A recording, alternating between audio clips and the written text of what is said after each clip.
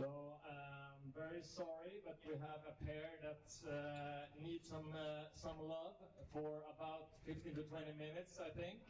So we're going to have to pause the whole squad a little bit, and when we get back, you guys are going to have a couple of warm-up shots for sure. But if we don't pause the whole squad, it will be very not a good timing for people. So we will. Exactly. Just if you come over here, we will get you all a little drink, and you settle down a little bit. And when we get everything done, we will.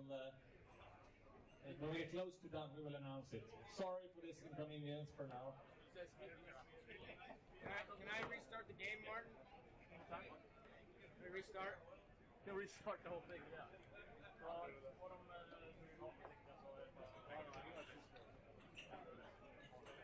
You get a re-oil, dude? Oh. You didn't have time to go to the convenience store and that? You have time to go get like a I'm thinking about it. We have 15 to 20 minutes.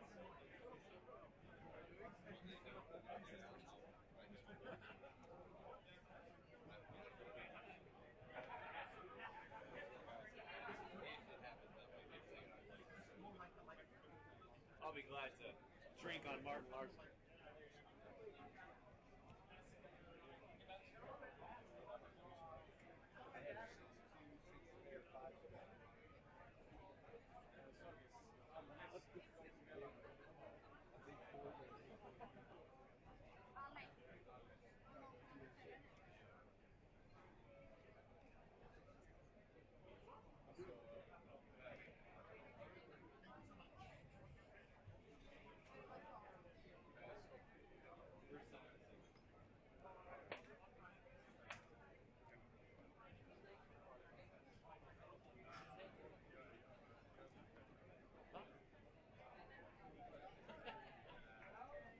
What are you saying, stupid? He just called me out. You know what, Alex? What? This racing is getting too late. What? How strong this racing is getting too late. I know. It's bullshit. I don't know about you like this.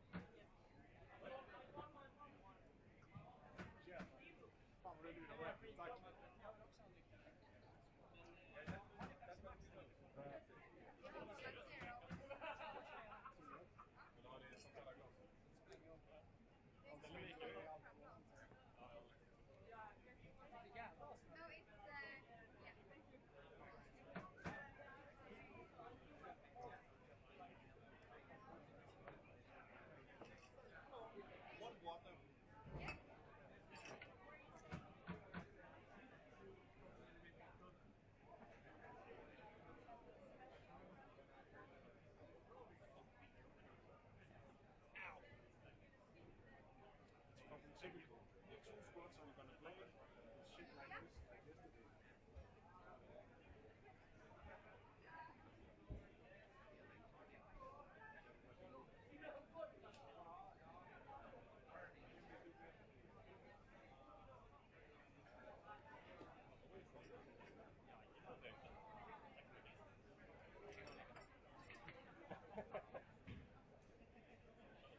Ja.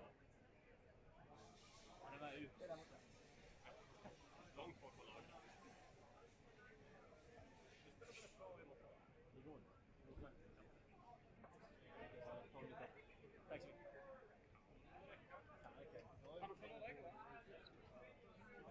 Var det ikke noget, han gav noget at drikke, Martin? Jo, det synes jeg, der er noget med.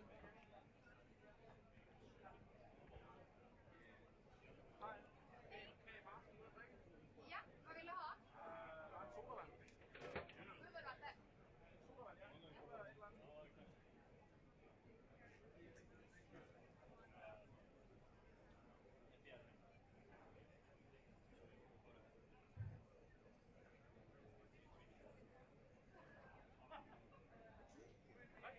Jeg tager en Pepsi Max. Jag kollar Zero. Det er også fint.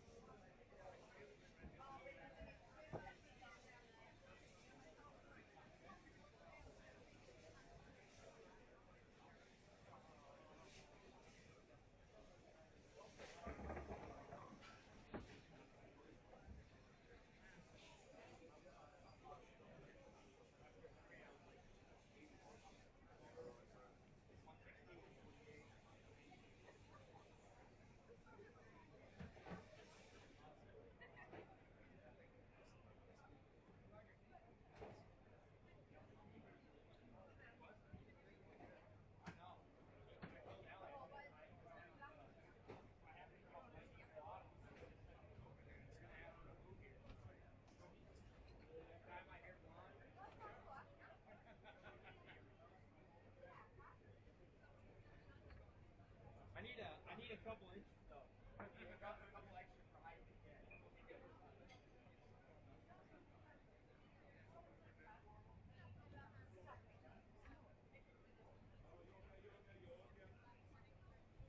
Vi ska se vad vi ska skicka till pappa.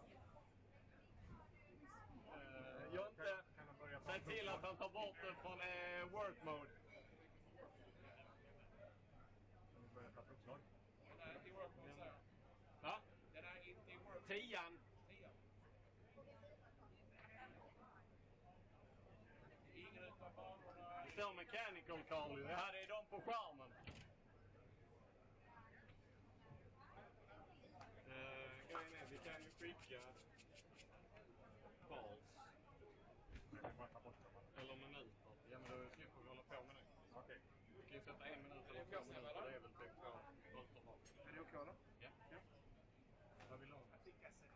kvar så kan vi också ta balls. We start. Nej, det är ju inte det. Det är det som är... If you choose to keep your score, you can choose to ditch it. Jag har för mig att en boll... Var är Jonte? Jonte! Han behöver inte sitta där, vi är inte igång. Vi är inte igång, så det är bättre det här. Fråga Jeppe om balls är ruta. En boll om det är ruta eller om det är två slag. Vet du det? Om en boll är en ruta eller om det är två slag? Nej. Eller är ett slag eller En boll är ett slag, tror jag.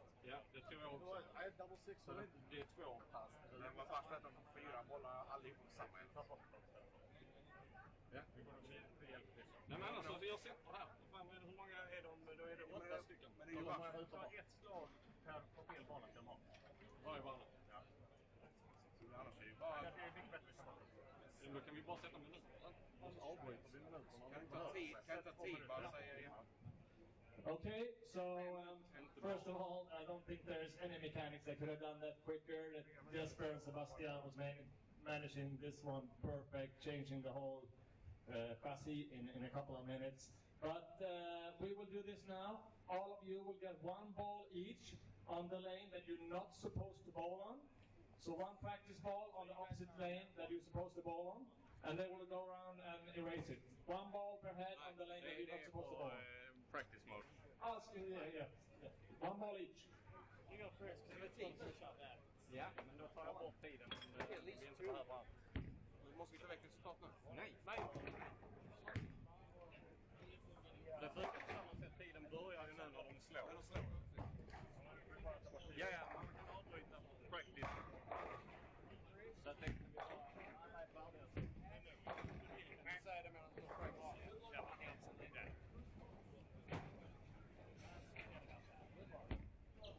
Especially in that.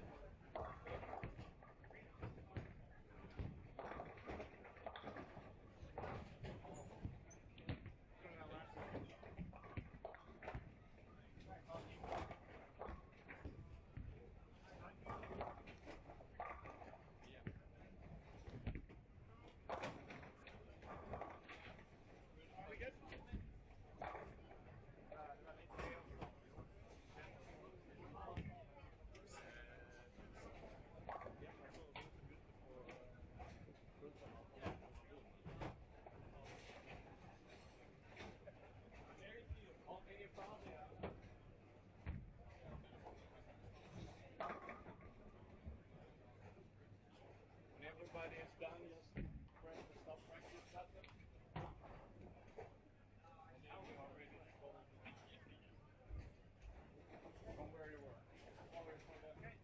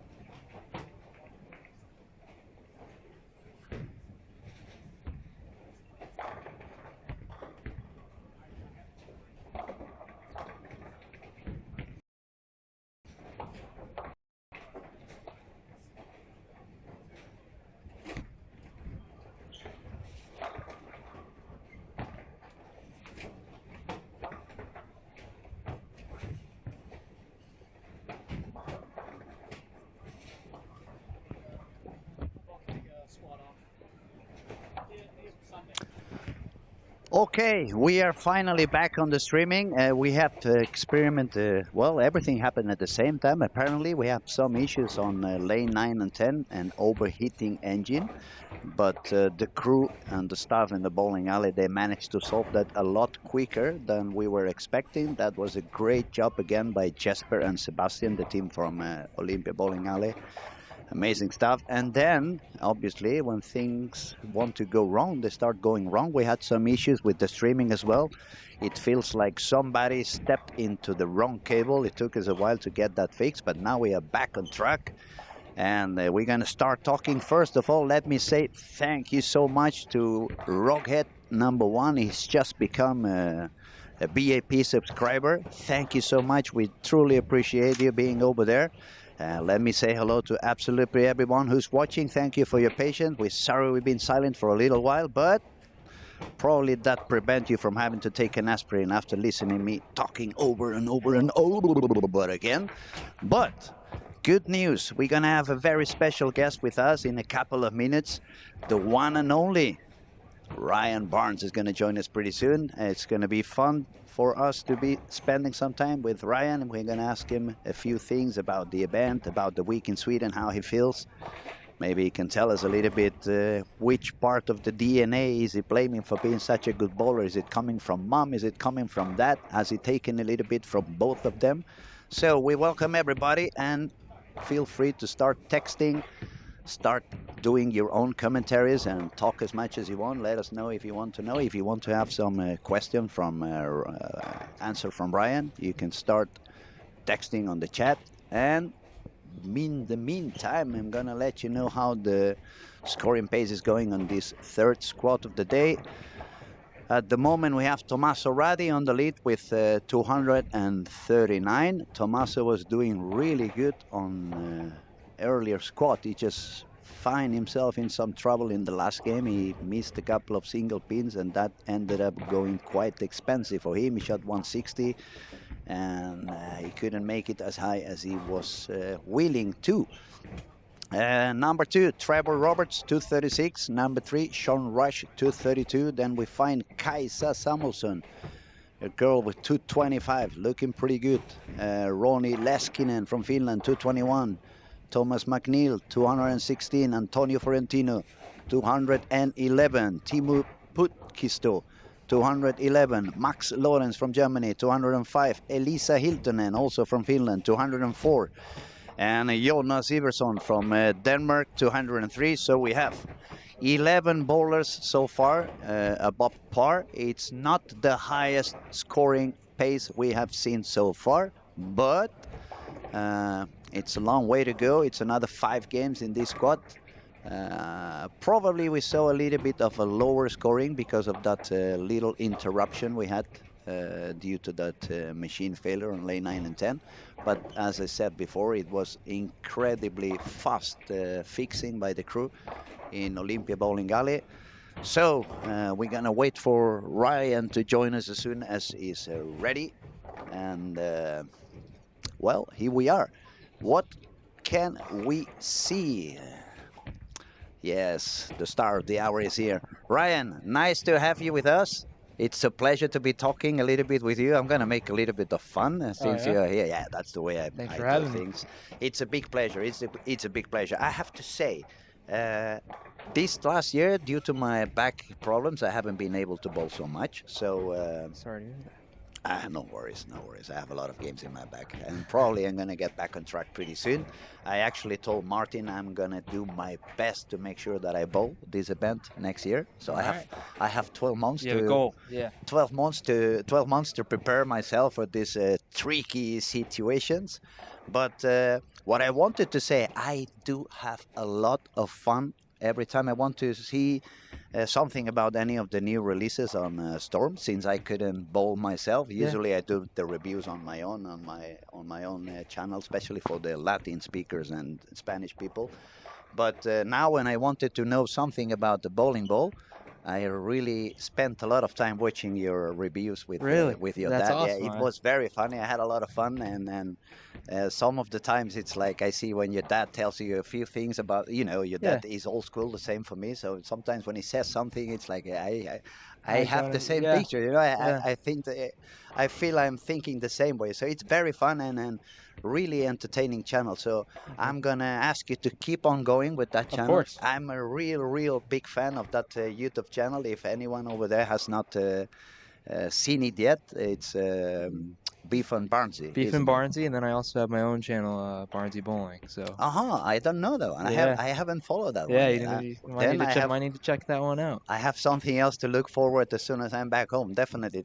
But since you're here, let us know a little bit. How are you feeling? First off the lanes, it's always fun to be back in Sweden, isn't it? It is awesome. I love Sweden. This place is beautiful.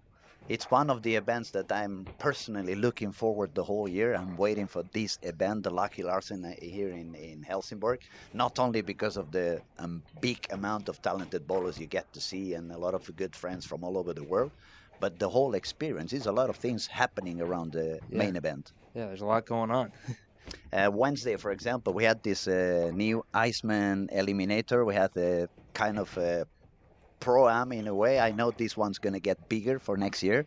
But for you, from a professional perspective point of view, how fun was that?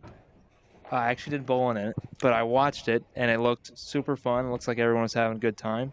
I played around with the punching bag thing over there, and Yeah, that was pretty fun as well with the boxing machine, right?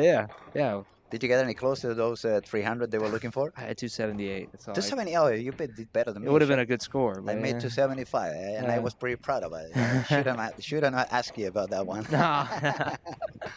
Now, if we look at the scores, we really have to have a look because Trevor Roberts is front 8 on lanes 7 and 8.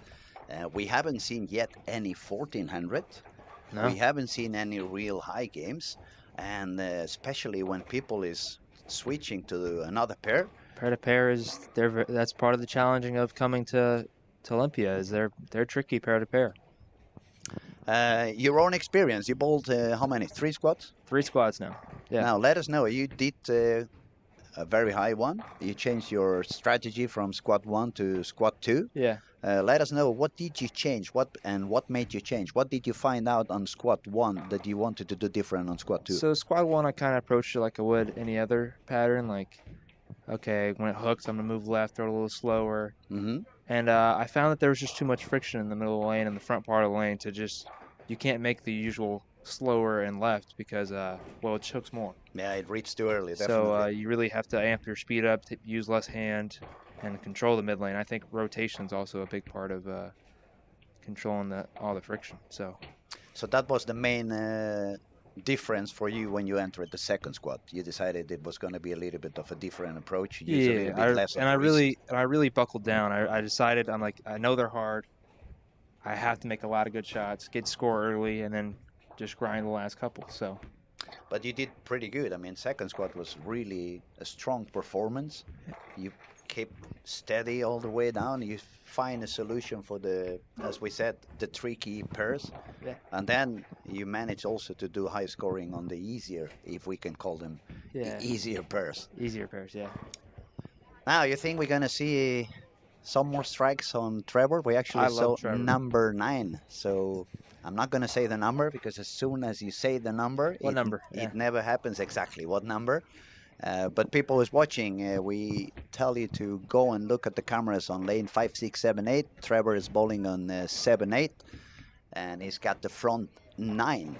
We see some striking going on. How much do you think it may have affected the bowlers, that little breakdown we had for, let's say, 6-10 minutes when that machine... it could have been good for some of those that had a rough start, and it also could have been bad for some of them that started with a good start.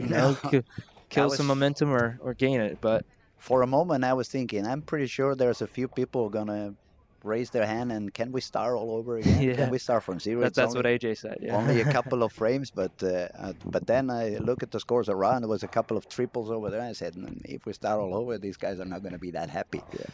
And they had 1 shot each to warm up again. You think it was a good idea to try to make like a warm-up shot, or maybe use that shot to do a little bit of extra pushing on the inside? I mean, that extra I shot? don't think anyone used it that way, but it probably would have been a good idea. Okay, how is family? Family's good. Mom and dad are back home.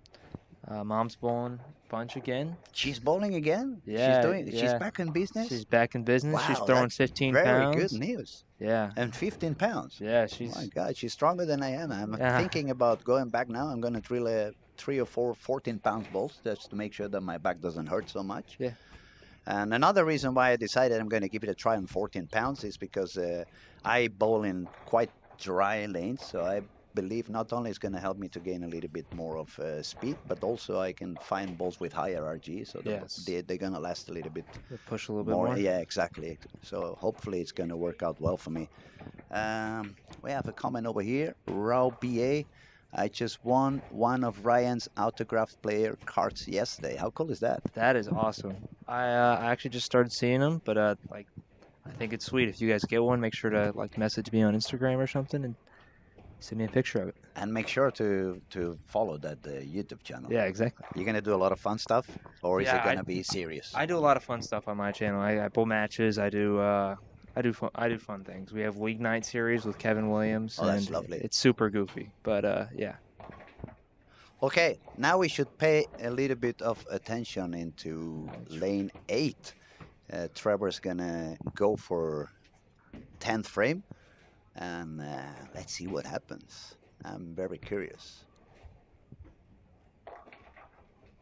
And he started pretty well. He shot 236 on game 1, so that's gonna put him already on quite the high scoring pace. He can bowl. He made it through PTQs this year.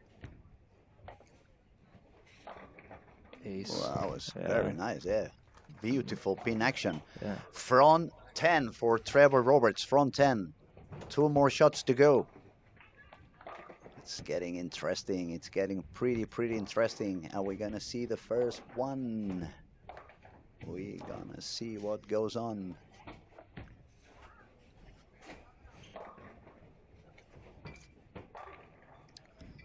It's a little bit of moment of silence. We want to pay good attention to what goes on. I'm just trying to take his strategy, to be honest.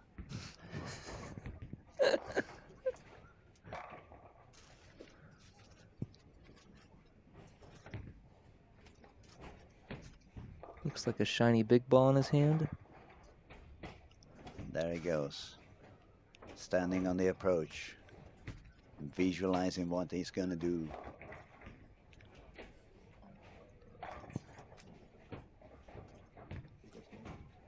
It's got to push. Oh. It's a little bit easy, it looks like. Still, it's going to be an amazing game. Great game. 289, probably the highest game on the event so far, I believe. Probably. Yeah, that's true. We had the... Hold on a second. You know what? I just have a thing to add here. Trevor Roberts, he was really would like to bowl this squad, but he was the first one out. And then in the last minute, he got the spot. He got the spot. Talking about taking advantage of it, huh? Absolutely. He's the king of taking advantages. He's made it through some PTQs this year on tour, and he's taken full advantage. I mean, I'm pretty sure he finished top 20 in points this year. So it looks like somebody stole your lucky charm, buddy. Okay, amazing score for Trevor after 2, 525. That's for sure the highest score we have seen in 2 games during the whole event. I'm not going to say anything about reaching that barrier of the 1 and the 4 because every time I open my mouth, they struggle a lot. And usually what I've been seeing on games 3 and 4, people is having a lot of issues. I've been talking here the whole week. I've seen a bunch of guys having 460, 470, 480. And then when they get to game 3, all of a sudden, the 170, the 160 shows up and it goes like boom in your face. Yeah. Why you think that's happening, Ryan? Just the way the lanes transition, they require a pretty big move at those games 2, 3, 4, and they're not very close pair to pair most of the time. And that is, I believe, also has to do maybe sometimes with a little bit of don't wanting to take too much of a risk. And let me explain. For example, you got 80 over, you know the cat's going to be somewhere around 100, 110 maybe. And it's like, oh, this lane is a little bit different. You know what? Let's play safe. Let's do small adjustments. And actually what's happening is in this format, in this event today, you need big moves. You need Yeah. to be drastic. You cannot be playing the safeguard. On the contrary, it's not going to pay out. No, you gotta be aggressive. We are ending this game number 2. We're gonna wait a little bit until we can refresh the scores and see how many people is doing okay over there. And we're gonna use that time to talk a little bit about the Storm Bowling Balls equipment. It looks like this new Ion Pro Solid. It's looking quite versatile. I see them using from fresh to pretty much the end of the squad. It's usable basically anytime it appears. I think it's a great ball. People are. I didn't bring one with me unfortunately, but I might have to go drill one. So yeah, it looks quite good. It looks like one of those balls. Not so much a phase 2 substitution, No. but it kind of adjusts more into what we are looking for nowadays. Yeah, I think it is. Phase 2 is. I don't want to say it's aged out, but it's a good addition to the phase 2. Let's go with that. And that's a little bit what looks like for the last, I would say, 18 months, more or less, or 24 months. It looks like Storm has been trying to find a couple of good replacements, both for the phase 2 and the IQ2 original. Yeah, they're just adding some pieces around it, I think. I imagine those pieces will stay around for a long time. Let me tell you, I still love the IQ2 original. It's one of the balls. It's always in my bag. It's no matter what. one of those ones. It's amazing, and for example, for me, that when I bowl in the south of Europe, obviously this year I haven't bowled at all because of my back. But the last couple of years when I bowled in the south of Europe, the patterns we bowl on, they are always with a lot of friction on the corners. Okay. You see everybody using that purple hammer somewhere between in the arrows 12 to 20, more or less. People in the south of Europe doesn't have that high of a rev rate. They don't go much deeper than that.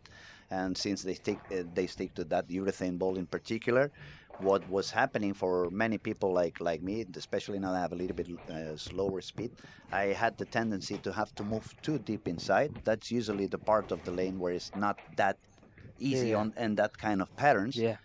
But what I have discovered on that previous season before I got broken in my low back with the hernias, Tour Dynamics. Tour Dynamics was an amazing addition for me. IQ2 78. It's I have it shiny. I have 3 of them. Really? 3 of them. Shiny. Shiny ones because it's very dry. But now you'll understand why. Since there is a lot of friction in the corner, what I do with those balls is I stay outside. You stay on top of it? Of the purple hammer. So I feel like a lefty over there.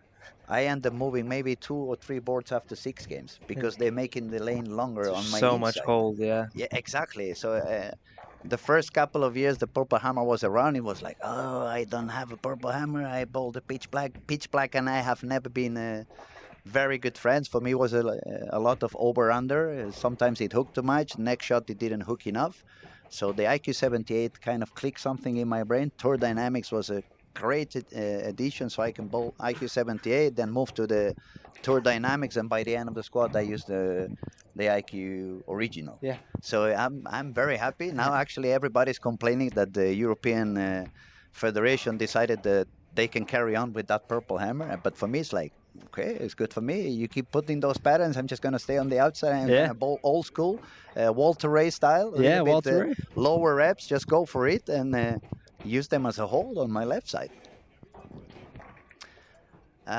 So we are entering game 2. We see some people fighting for it. Some people are... AJ Johnson, for example, he's struggling a lot. He's been fighting. He found on the previous squad, he started really, really high, but then he hit the wall on games 3 and 4. Did he? Yeah, he shot 158, 140 something out of nowhere. But he had 88 over or 80 something over after 2. But that is one of the things we see with many people. They have a lot of problems on games 3 and 4. Scoring is back on refreshing. Now we have only 9 bowlers above par, so this squad is not paying out very high. But the leader is really up there in a league of his own. Trevor, 525. Then we go down to Tommaso from Italy, 461. Little breakdown again, a little step down for Mark Patrick from England, 428. Then we have 418, 417. That's Kaisa. That's a girl. from Sweden. Somehow this pattern is quite difficult for the girls, isn't it? Yeah, the super high friction along with all the rev rate that the guys bring doesn't benefit them, especially since they're usually lower ball speed to begin with. So you can see them scoring quite high on the first couple of games, and then they hit that traffic. they hit all that. They don't have enough hand to move so much deeper, but then when they stay in the middle of the traffic, you can see their ball is reading way too early, and it's super difficult. I mean, they have no room either side. Yeah. If a girl makes the cut, I mean, props to them, because that means they worked their butt off. Yeah, absolutely. Now, tricky question. What do you think your mom would try to do on this particular pattern? What would her solution be? Her solution? She might go out and try to play the gutter, or she's gonna try and stand. She'll move. She's a good bowler. She's gonna, Oh, I know. She's gonna play 16 on the fresh to 10. She's gonna jam it in there. She's not gonna miss her target. She's gonna shoot 210 a lot, 2-0 a lot. That's what she does. Let me tell you, she's amazing. She was one of those bowlers when I was in World Championships and she was bowling. She was one of those bowlers I stood in the bowling alley to see her perform. Yeah. Because she was an inspiration in a way. I mean, it's still so fun to like. She just doesn't miss her target. It's incredible. It's crazy, isn't it? Yeah, automatic. They just she took 4 years off and then came right back in, and she's same game. It's autopilot in a way, like on the plane. She just presses the autopilot and keeps going, keeps going. And I'm hoping you are gonna let her do something else on that Beaver Barnson than just holding the camera. Oh yeah, she gets on there all the time. She's been holding the camera, and sometimes I have a lot of fun by listening to what she says. Also, I bowl her on my channel quite a bit. Do you? See, I haven't been on that channel. Missing out. I'm gonna have to do that tonight. So I'm gonna go to sleep and watching some of those videos later on. And then I promise you that. There's a couple good ones. So I can do some bitching tomorrow. We have some people over here asking. Let's say Jimmy Bones. I don't mean to hijack the combo. What are you doing to help with the herniation? I slipped the disc in November, still having issues today with herniation from that, still have pain in the left leg doing. The doctors have told me that every hernia is very particular, that everyone has a different perspective and a different solution. I was told that they couldn't do surgery on me. So what I've been doing is a lot of rehab. Actually, I've been working a lot to try to get bigger muscles. You're going to have to help me. How you call that muscle? Your hamstrings. Hamstrings and the bottom. They told me I need to really make a lot of muscles on that. And then, funny story, in my youth, I always made fun of bald people. Oh. Now I'm bald. I used to do a lot Karma. of karma, 100%. And that's why I said that on the beginning, because about 10 years ago, it became very popular that people started walking on the city with those long sticks. Yeah. You know, like if they were on the snow up in the mountain. Yeah. But they do it on the city. And every time I walked on the street and I crossed paths with one of those, I was like, hey, what the fuck are you doing with those sticks in the middle of the city? Like, go to the mountain. Okay, the last doctor that was one of the biggest or best doctors in south of Europe of the colon, guess what he recommended me? Yeah, you have to go out and walk at least 1 hour every day with those stickers. You need to start making fun of like people that like win titles or something, because then you maybe that should be the good karma, you know. But so Jimmy, what I would recommend, depending on your situation, try to get stronger legs, try to get a stronger bottom. And especially do a lot of walking with those sticks. I must say it has helped me a lot. It made my again, Ryan, I need your help. What's this muscle called? Shoulder. No, the tricep. Yeah, no tricep. And what's it called? Trapecio is in Spanish. I don't know in English. It's on his bag. Yeah. How the fuck you're English and you don't know that? This one, the neck.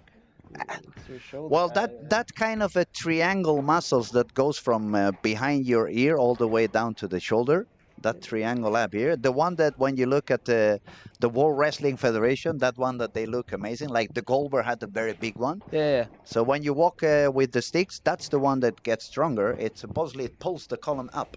Okay. So it makes the disc get extra room and extra separation. So- And then the only medical procedure I got over there, it was plasma infusions or transfusions. They took away half a liter of my blood.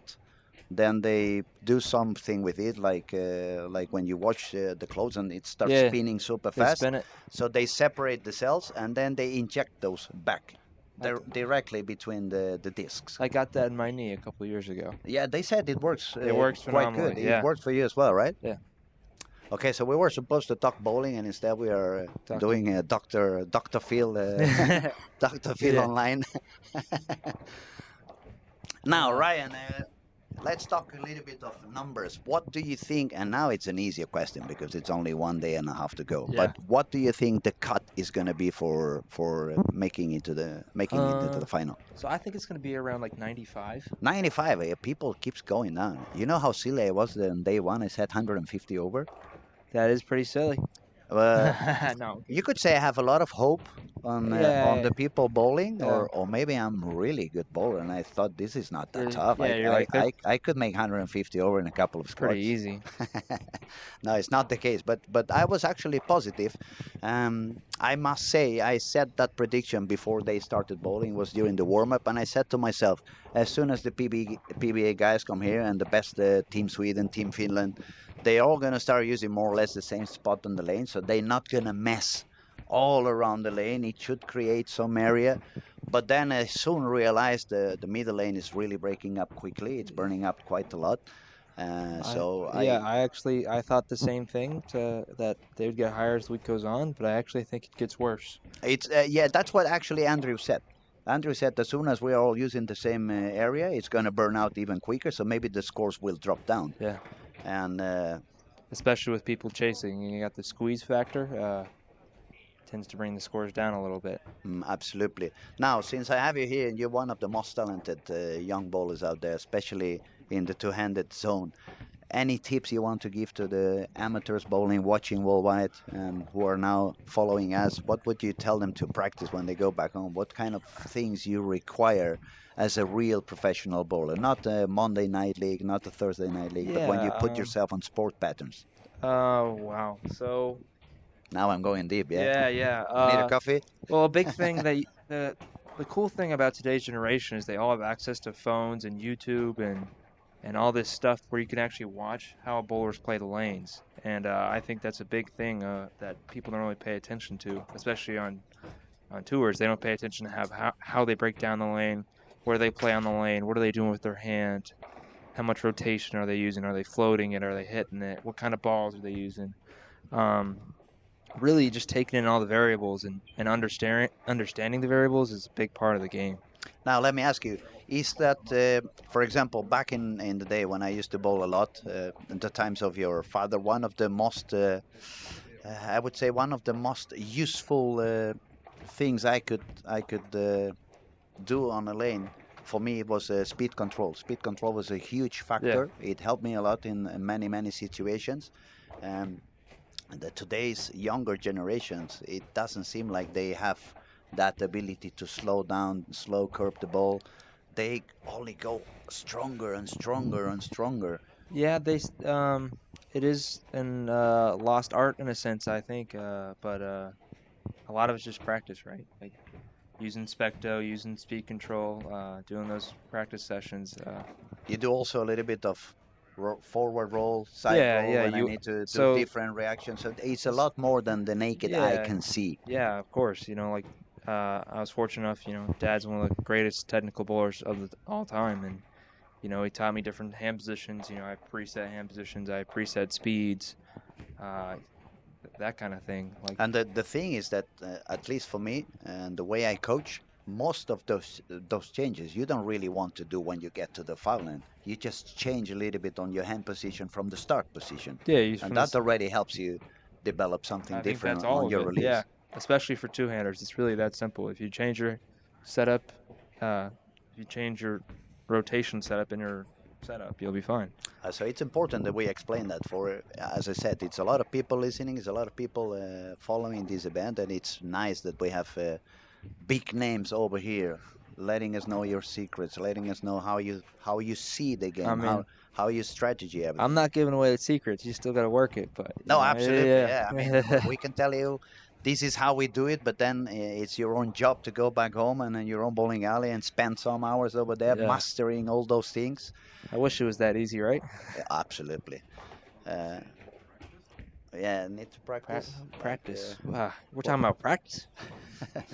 What about sparring? Why is sparring Oh, so big issue for today's bowlers? sparing is, man. If I think we're pretty spoiled with lane talk. I actually use those stats quite a bit and looked at it after I got done with tour and just realized how many pins you give up when you're 2% less, you're 5% less. I mean, it's really something I've worked on already this off season. Is I need to be better at spares. I'm giving up too many pins. I know I can strike, but you need to get like spares are so. They are crucial, especially when you get to tougher conditions where you stop striking 8 times Well, per yeah. game and you The go thing down is, to 5. is once you get to that top level, it's everyone can strike. It's about the 10 pins a game. It's about the 5 pins a game that you pick up because you make a split, a washout. So, yeah. Now, before we go into the scoring and what's really happening, I think it's a wonderful thing that you spend some time over the online so people get to know you a little bit better, not only as a bowler, but the person. So tell us a little bit about your own life. Any other sports you enjoy watching? Any other sports you like practicing on your own? Yeah, so I was a big basketball player. I played you played basketball I played as well? basketball Oh, that's until cool. I graduated high school. I was a big baseball guy. Played football. I played soccer. So you did pretty much a Yeah. bunch of things. Yeah, I took up golf once I got to college. I love golf now. Which one was in which one you were better? I would have to say I ended up being a better basketball player, but I probably could have been a better baseball player. Okay, now I'm going to tell you, not this week because we're not going to have the time, and especially in Sweden, I don't think basketball is that big, so I don't think we're going to find any basketball course nearby. Oh, there's one down by the beach. I saw it. Is there one? Yeah, down the shoreline. Oh, don't tell me that. I'm gonna tell you, I was really good at basketball. You know who I played with? Sir, heal up on that back first. It's good enough. It's good enough. I don't want to take you out forever. I'm gonna let you say one name. For you, it's gonna be easy because you're an American guy. I don't think you know that many Spanish basketball players, so probably the one you may remember. I played basket with him when I was a young one. So from say Spain? a name. Yes. Marc Gasol? His brother, actually. Paul Gasol. Mark is a little bit younger. Yeah. He was a younger generation. I played basketball with Pau Gasol and Juan Carlos Navarro. He played also for the Grizzlies. Yeah. And I was the good one, actually. Really? Yeah, I just was a little bit too short, and unfortunately back then in the sadly I understand. I'm pretty sure, and even I could jump a lot. I could dunk. Yeah. Yeah, I Oh, did. dang. I did. I had a big. Big vertical. Yeah, really high.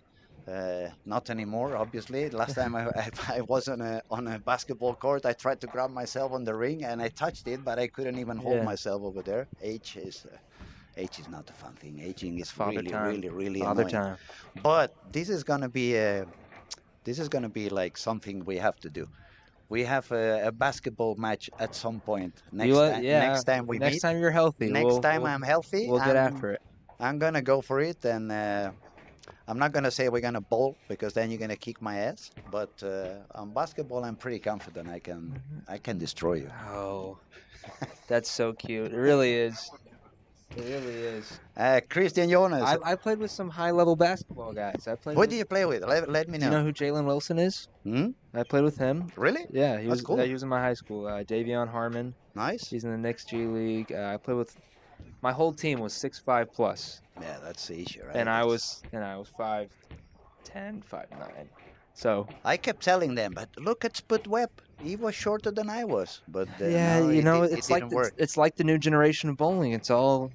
There isn't going to be a 150 rev rate out there, you know? Actually, I went back to bowling for serious because the coach in the Barcelona team, he told me, you're very good, but we're going to send you away a couple of seasons to another team, and we're going to wait to see if you grow up a little bit. I was not going to grow up, and I was making a lot more money in bowling than I was doing as a basketball young player. So I said, you know what? middle finger. I'm going to bowling. I'm making money every weekend. Give me that money. And I gave away. But I was too young because then when I saw the amount of money that Pau has made in his career, I was like, God damn it, I should have stayed playing basketball. Played the wrong game if you're looking for Played money. the wrong game. Absolutely, absolutely. So, music.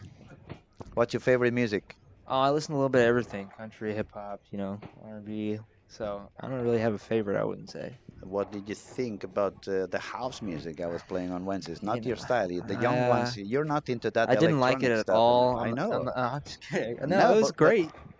We made eye contact at one point. We were. I remember. I Yeah. was playing that song. It Come was on. Gregory Porter, Yeah. Liquid Spirit. That Yeah. one I saw you were enjoying up there. But let me tell you, there was a girl. I'm not sure her name. I think it's Melissa Mehmet. She was the girlfriend on Carl Eklund. You know Carl, obviously.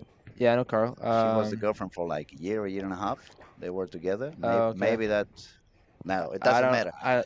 I was playing in the They're a little DJ younger. booth. Everybody was having kind of fun, and she was sitting right on the bar desk, and I felt like she looked sleepy. So I asked her, "What's wrong with you? Are you tired?" And you know what she said? It's the music. I hate it. It's my generation. We hate this music. It's not good. Why don't you play something better? Play some Rihanna. Play some Kesha. That's where you go. There's the door. No, unfortunately, I was trying to put that song I was singing when I came in on the door later on, but I didn't brought it this time. You I should've. have a special You song should've. for when people don't like what I'm playing. It's a song from a producer. It's called Toca Disco, Yeah. and it says nobody likes the records that I play. Nobody likes the records that I play. All right, but I couldn't find it, so I became a good boy. I played a couple of Kesha songs for her. She smiled back, You and made her happy. There you go. yeah, that's what I'm trying to do lately. Otherwise, as I said, you see how karma has paid me with my hair, so I need Hair, to walking stick. Yeah. I need to do things in a way that's not gonna kick me back that quickly. We have some people talking. Roe BA says practice. Like, what's practice? What is practice? Who the hell wants to practice? Brian McDonough, trapezius muscle. Yes, that's the one I was meaning You said about. it. You said traps. That's what I. Hmm? Yeah. Then we have Lobomi. He was giving quite beautiful stats the other day. He's following all these lane talk stats. He was giving us the average game after game after game. And even if I've been talking all week long, then that game 3 and game 4 was going down a lot. When he sent the stats, it was pretty steady. I think Right. the highest game was 186 overall, and the lowest one was about 183. So it wasn't really going that crazy. Now he's telling us. Let me see. Before this squad, there has been 22 players that had 460 or higher in the first 2 games, but none managed to have a third game better than their average. See what I was talking? And then he says only Nathan Rislejo had the 237 gain after opening with 488. Second closest was actually Ryan with 223 after opening 471. He survived that crazy wall. I made a stat. Let's go. Thank you, Lobo. To me, it's always nice that see you keep having this stats on you. It's through Lane Talk, right? That you're getting us all those stats. He's probably just making them up. No, I'm kidding. Then we have Bubble Bass over there. It may be Dillian Francis one. I think it proves the DJ Tocadisco one. Yeah, Tocadisco. It's a funny guy. Trevor Roberts is looking to break your stat right here. He needs a double to do it, but Where's Trevor at the moment? I lost. he's top right and bottom right. Yeah, that's true. Let's go back to bowling for a little while. Trevor is on lanes 11 and 12. He's got the 9 spur triple, 9 miss, 9 spur strike. If he strikes out, he's going to be on 236, which is going to be quite a high game actually. Tommaso, the guy from Italy. Let me try to find him. As you see, it's not that easy to find bowlers around. Tomas is down there. Man, you had speedy eyes. Where? You know, I played basketball back. Yeah. Magic Ryan Barnes is on the. Maybe you're like. What? No. What was one of the coolest and funniest basketball players I can remember. Jason Williams, Yeah. the white guy. Yeah, the white chocolate. White chocolate. I still remember that pass when he passed the ball on the back and elbow, did it yeah. with the elbow. Famous pass. That was incredible. I read somewhere that his father made him practice with gloves on, so he would be, Really? bouncing the ball all day long with a couple of gloves on. And he said that was the reason why he had such a good strong feel with the grip, ball. yeah. Yeah. Makes sense. But okay, let's see. Tommaso. Ooh, Tommaso. It's on lane 3, 143. That is hitting the wall definitely on yeah. game 3. Tommaso is definitely making the stats going even wilder than they were. If we see the overall scoring, 570, 560, 530, 580, 540, 580, 537, 537. Good friends over there. 576 for Sloan, 574, 500 with the triple. It looks like the scoring pace is certainly dropping. Yeah, it's other than you got Richie Teese, who's got 240 out, and Tomas. Tobias Birding in Yeah. 13 and 14 is doing some strikes. Yeah, this squad is not. I'm gonna have to give up and go a lot lower. Probably the cut is gonna be somewhere around the hundreds at the end. Yeah. You said 95, right? 95 is my guess. We're gonna have to write that down. I think there's a couple of people stacked up at that number. Back in the day when you were bowling so great, your mom was in the chat. She was doing some comments with us. But that day I asked, do you believe someone's going to make 1400? What's going to be the highest squad? She said 1426. Yeah. Are you going to bowl again? I'm bowling again tomorrow. Are you going to shoot that 1426? We'll see. Not if they're playing like this, but maybe. We will have to see if she's any close to that higher 1426 score. Let's see what goes on. But you see, that's what I was meaning before when I said 150 over. Now you understand. Your mom is also a super talented bowler. You see how good I'm talking about myself now. Yeah. And she predicted 1426. I predicted 150 over. I mean, the old school people, we don't see that. I think this would be. Dad was telling me how easy it would be too. I mean, was he? Not really, but. But we've covered a few topics: music, sports. Now, are you married? Are you single? You have a girlfriend? Are you looking for a girlfriend? Are you scrolling Tinder up and down? No. I'm hanging out. I'm very single, so. So you only play with the basketball? Yeah, I guess so. I don't like where this is going. Well, no worries. I'm not married. I'm single, but you're not my type for sure. Okay. Not even with the week on. No worries. Yeah. Not even if Marilyn shows up.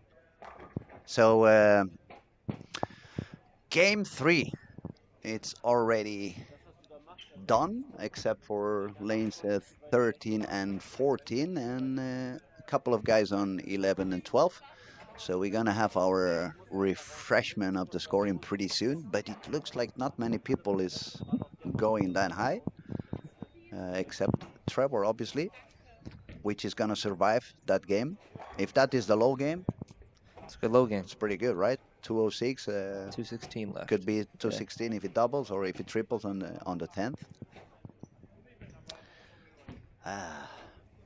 So people on the chat, are you feeling like doing any question and asking something to Ryan before he leaves us?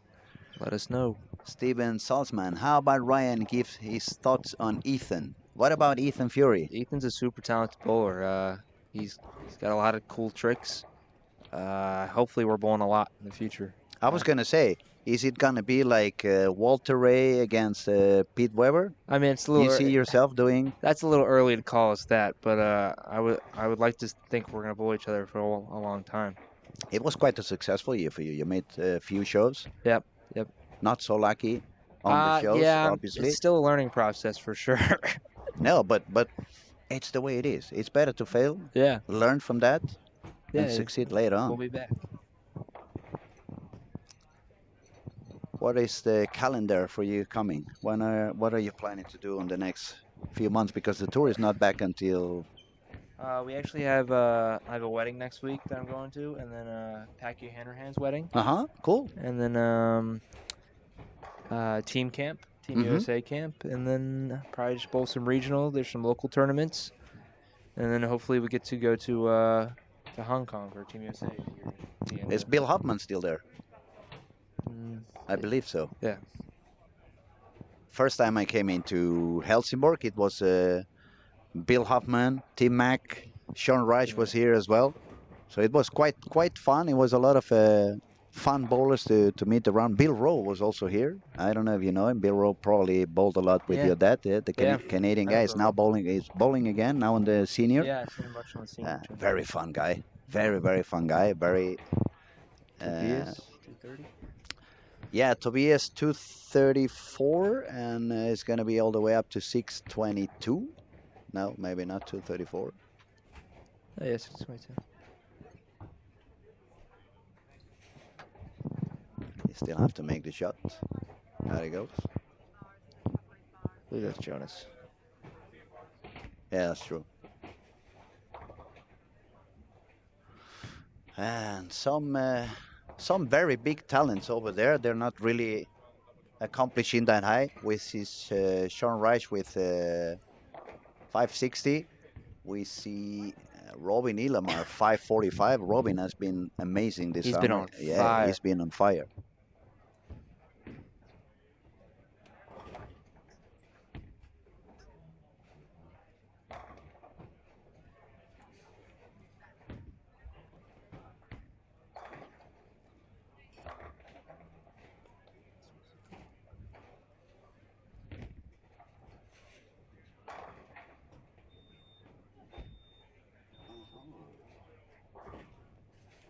Okay, they're giving me some information. Obviously, there are so many events and so many bowlers on worldwide that one doesn't really know. This German guy, Tobias Bording, he just shot 234. He was on the World Cup in 2014. He was. He played the final against your dad. Yeah. So, did you know that? I didn't know that. I just knew I've seen him a bunch. So your dad and his dad were facing each other. Now you're facing him. Yeah. It's the new generation. And it's fun how history goes on. It's so many second generation bowlers showing up the talent, and we can blame it on the genes. Yeah, right? Yeah. You have a great comb over there. I mean, yeah, mom and dad are okay. Chris and Linda, it's like, wow. Who wouldn't want to have those genes? Actually, if you were not bowling good, there would be a lot of, well, you could go to the basketball and blame it on the boogie. Yeah, exactly. Okay, there we go. Lobo to me says, Ryan, before you start the approach, you have your left hand in one position on the ball. During the approach, you shift that hand significantly. Have you tried keeping it in end position from start? I have played around with it a little bit. I just didn't like the way it felt, so I haven't really kept it. And then he says, is the changing of the position just what you do most comfortably or necessary to get the kind of swing you do?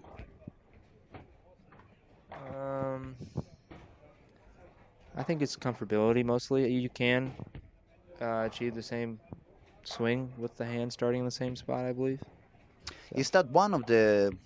Let me ask you, because I really don't bowl two hands. I tried a couple of times just for fun. But is it one of the tough things that you find yourself as a two-hander when there is a lot of oil on the lanes, that the left hand becomes a little bit slippery on the ball at some point? No. I'm fortunate enough to have some pretty good chamois. So you make sure it's really, really I wipe it off. Yeah. If you ever watch, I'm wiping it. I'm getting it all off there. On that, I'm the contrary. I never wipe the ball. Yeah, one-handers, you know. One-hander, yeah. My thumb does everything for me. And that's why I only have like 300 reps when I try my best. I think it hooks a little less when you don't wipe it off, so... Now, the thing, actually, some people used to ask me, why don't you wipe the ball? And I have a real reason for that. It's the newest reactive resins. They have a tendency to suck a lot of oil, and I don't like drilling one ball after month after month after month. I like to keep my balls for a little longer, even if I'm a member or whatever. But I realized as soon as I wipe them, even if it's a very good chamois, at some point you end up moving the track where the oil is really standing. You end up bringing it into the tracks that have no oil on it. Yeah. So if I don't touch the ball, the dry part of the ball, it's always remaining dry. Yeah. It sounds a little bit crazy and absurd and old Yeah. school crazy He ideas. also said you don't like drilling a ball every month, and that's just not me. I'm about one a week. No, so. but the way you have to perform is a complete different one. I mean, Yeah. when I bowled like real bowling, Weber Cup, Walton Pin Master stuff like that. Back in the day, I didn't bowl for Storm. I bowled for Columbia, and I drilled a bunch of balls. I remember there was one release in the 2002, 2003. It was called the Game Pearl. I think I drilled 11 of those in 1 year only. It was an amazing ball. I shot plenty 300s of each one of them. Yeah. Yeah, back in my bowling alley, we had 14 lanes. Every single lane had my name on 300, 300, 300, and eventually the manager said to me, "Now I don't care if you do any more 300 games. I'm not gonna put your name anymore over there because people is getting upset about it." A true story. Yeah, they're getting jealous. No joking, it's a true story. But I understand what you mean. And back in the day, not only I would drill many, but I would have the same ball with, okay, this one pin up, this one pin down, and because I really wanted to have that It's small. small adjustments that you could go from one to the other. So obviously, when you're competing against the best bowlers in the world and you have to do the 100% over and over again, it's a very different approach than amateur bowling. Yeah. And especially when you bowl like a little bit lower level countries, you can kind of give up a little bit, and you don't need that much. And now even less, because everybody, as I said, is using that urethane in the middle of the lane, and I can just stay outside of them forever. But when you bowl professionally, obviously. The bowling balls are a very important tool. You cannot just go there and I'm using the same ball for 3 months. Yeah. It's not going to perform the same way. It's another thing I've been experimenting a lot with this off season is trying to figure out some layouts that make them do a little bit different things. Now, what do you think about the 2LS system? It seems to me like it's working very good for those two-handeds who really over-grip a lot and they have that super high truck. Yeah, the reversed. Yeah, exactly. But for the, let's say, more proper release two-handers, I believe it works better with the regular layout I system. think you can use it however you throw it.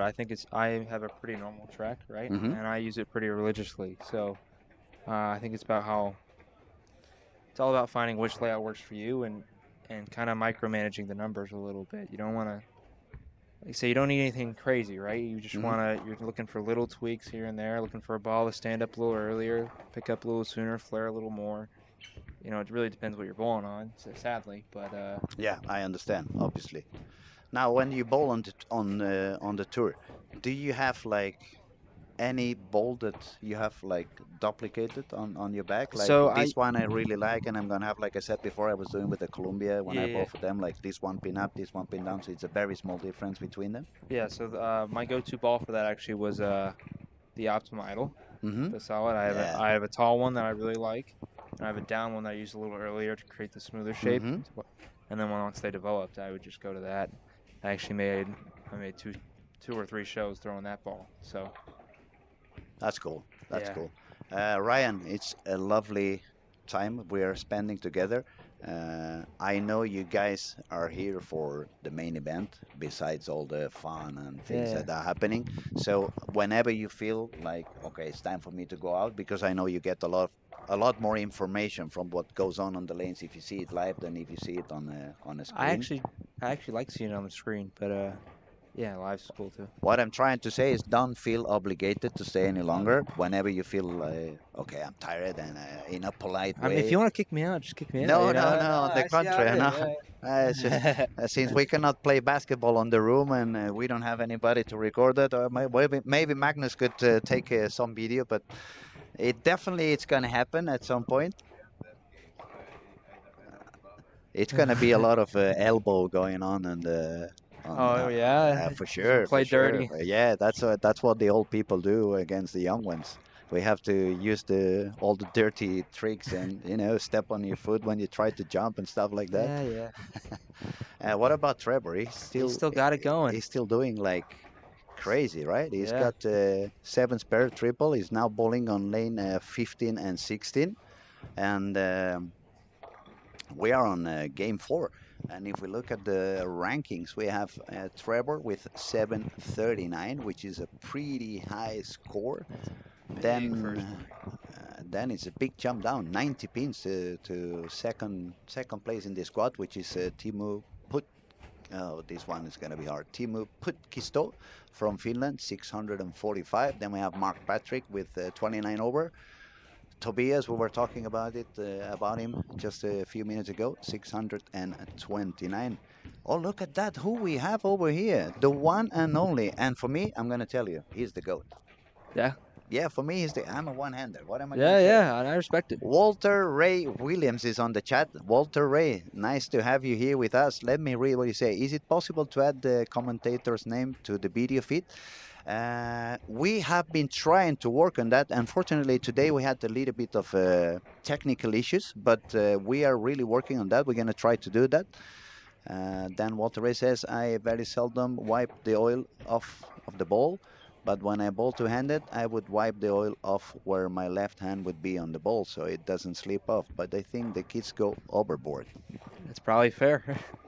What are we going to say, Walter? We cannot say no to any of the things you say. But how cool is that for everybody who's watching? I'm sitting with Ryan Barnes over here. We have Walter Ray on the chat. Amazing. It's pretty cool. It's becoming successful. Walter, what do you think, since you're watching, what can you tell us? What would your approach be in this particular pattern if you have been watching for a little while? What would you do? Would you go two hands and go deep inside, or would you go for your one hand where your accuracy? He'd be throwing it right to left, up the gutter, 100, destroying them. He'd have your 1426 for sure. He would do the 1420. I would bet on that. If not, we could go. What's it called? Horseshoe. Horseshoe. Yeah. Horseshoe. We want no part of him in that. There was a funny story. I heard Walter Ray by my best friend up here in Sweden before he passed away, Thomas Lee Anderson. He explained to me that once they were in the United States and they went to watch you perform on that horseshoe thing, they had no real idea how good Walter Ray was on that. Incredible. And when he went out, the crowd was so crazy. Yeah. And they were like, what's going on? What's going on? And it was Walter Ray. So he's not only the GOAT on bowling. He's the real GOAT on the horseshoe. Live streams. Yeah. As Walter Ray says, I've been watching and I like your commentary. I truly appreciate Walter. It means a lot to me. I keep your signed card from the last Bowl Expo in my pro shop there. It's like a big trophy. And so I'm gonna have to come meet you again in the United States so you sign a bigger one, so it can look a little bit. It can look a little bit more fancy in my pro shop. Yeah. Ida Blund, can you add a pin message in the chat? Not me.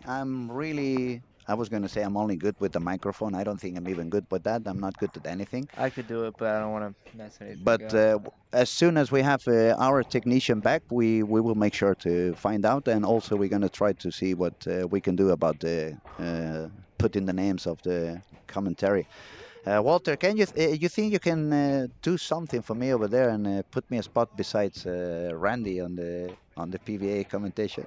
Oh no, that would be trouble. I think Ryan would be very happy to see me walking around next time he makes the show, and oh no, now he's the Spanish wanker over there.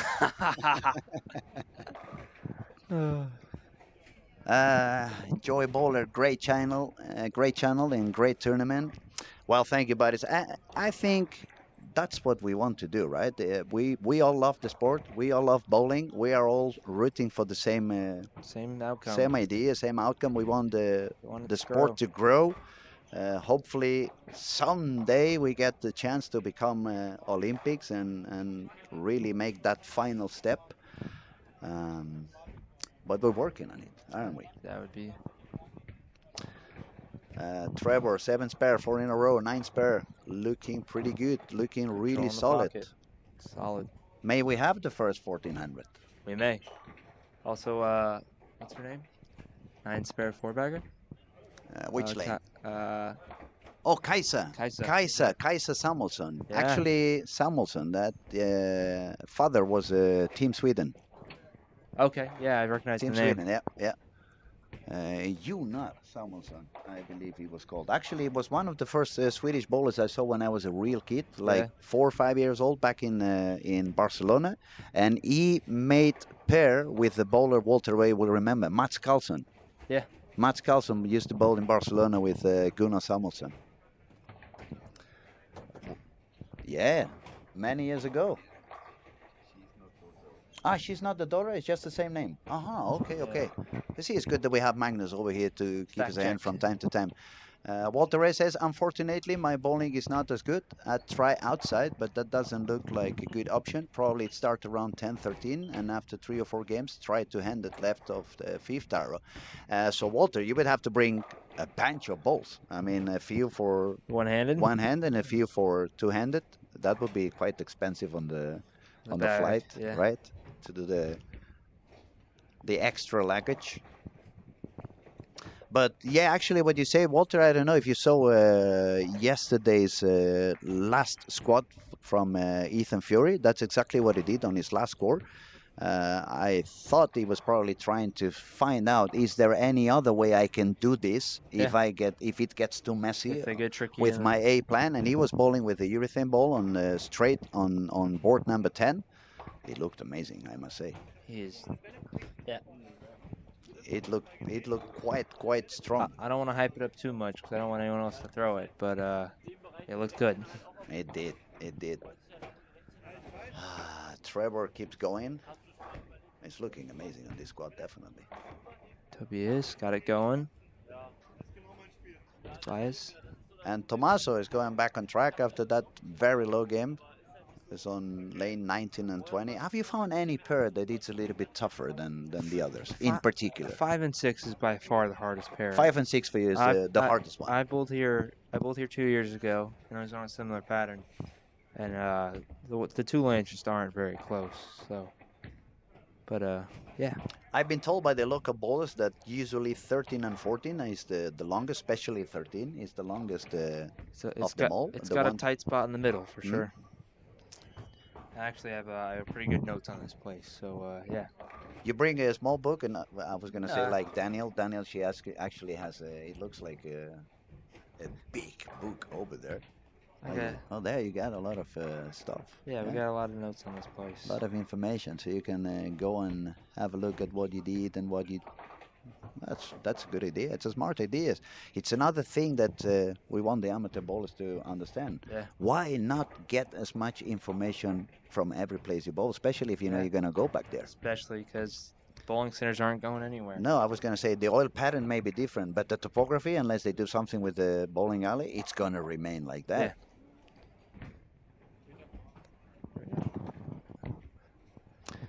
Big Funky Sweat. Hope to see the whole Barnes family next year in. I'm there with you. I'm hoping they come back. A couple of years ago, the whole family was here. 2 years ago.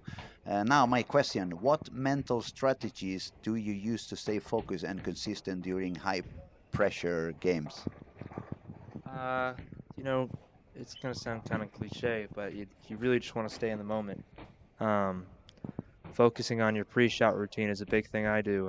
You know, whether it's wiping the ball off the same amount of times, putting the chamois down, wiping your shoe twice, whatever it is, getting up there, wiggling your hips, like that's kind of what my dad does. And you really want to focus on your target break point. You want to eliminate the outside factors and just throw the ball, you know?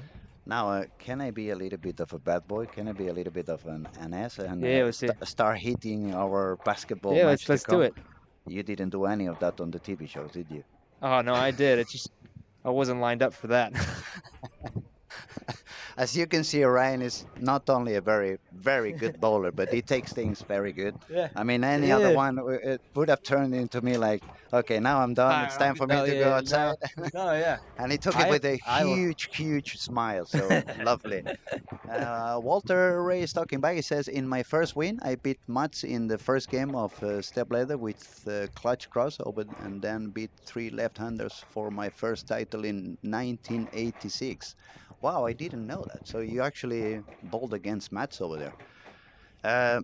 Actually, Mats was my first coach, I would say. When I came, I was invited to come up to Sweden when I was 15. Back in Spain, there was zero knowledge about bowling, so I was just shooting. You remember Batch Supper? Yeah, but super straight, super high speed. It was a little bit. That was my technique back at the day. I was very accurate, but I had zero technique. And some of the Swedish guys said, hey, you know, for being a bowler in Barcelona, you look pretty good, but if you keep bowling like that, you will never do anything. So we invite you to come up to Sweden for a couple of weeks. We will teach you a little bit about timing, and it was an old Swedish school, like let the ball go, let the ball do the job. Yeah.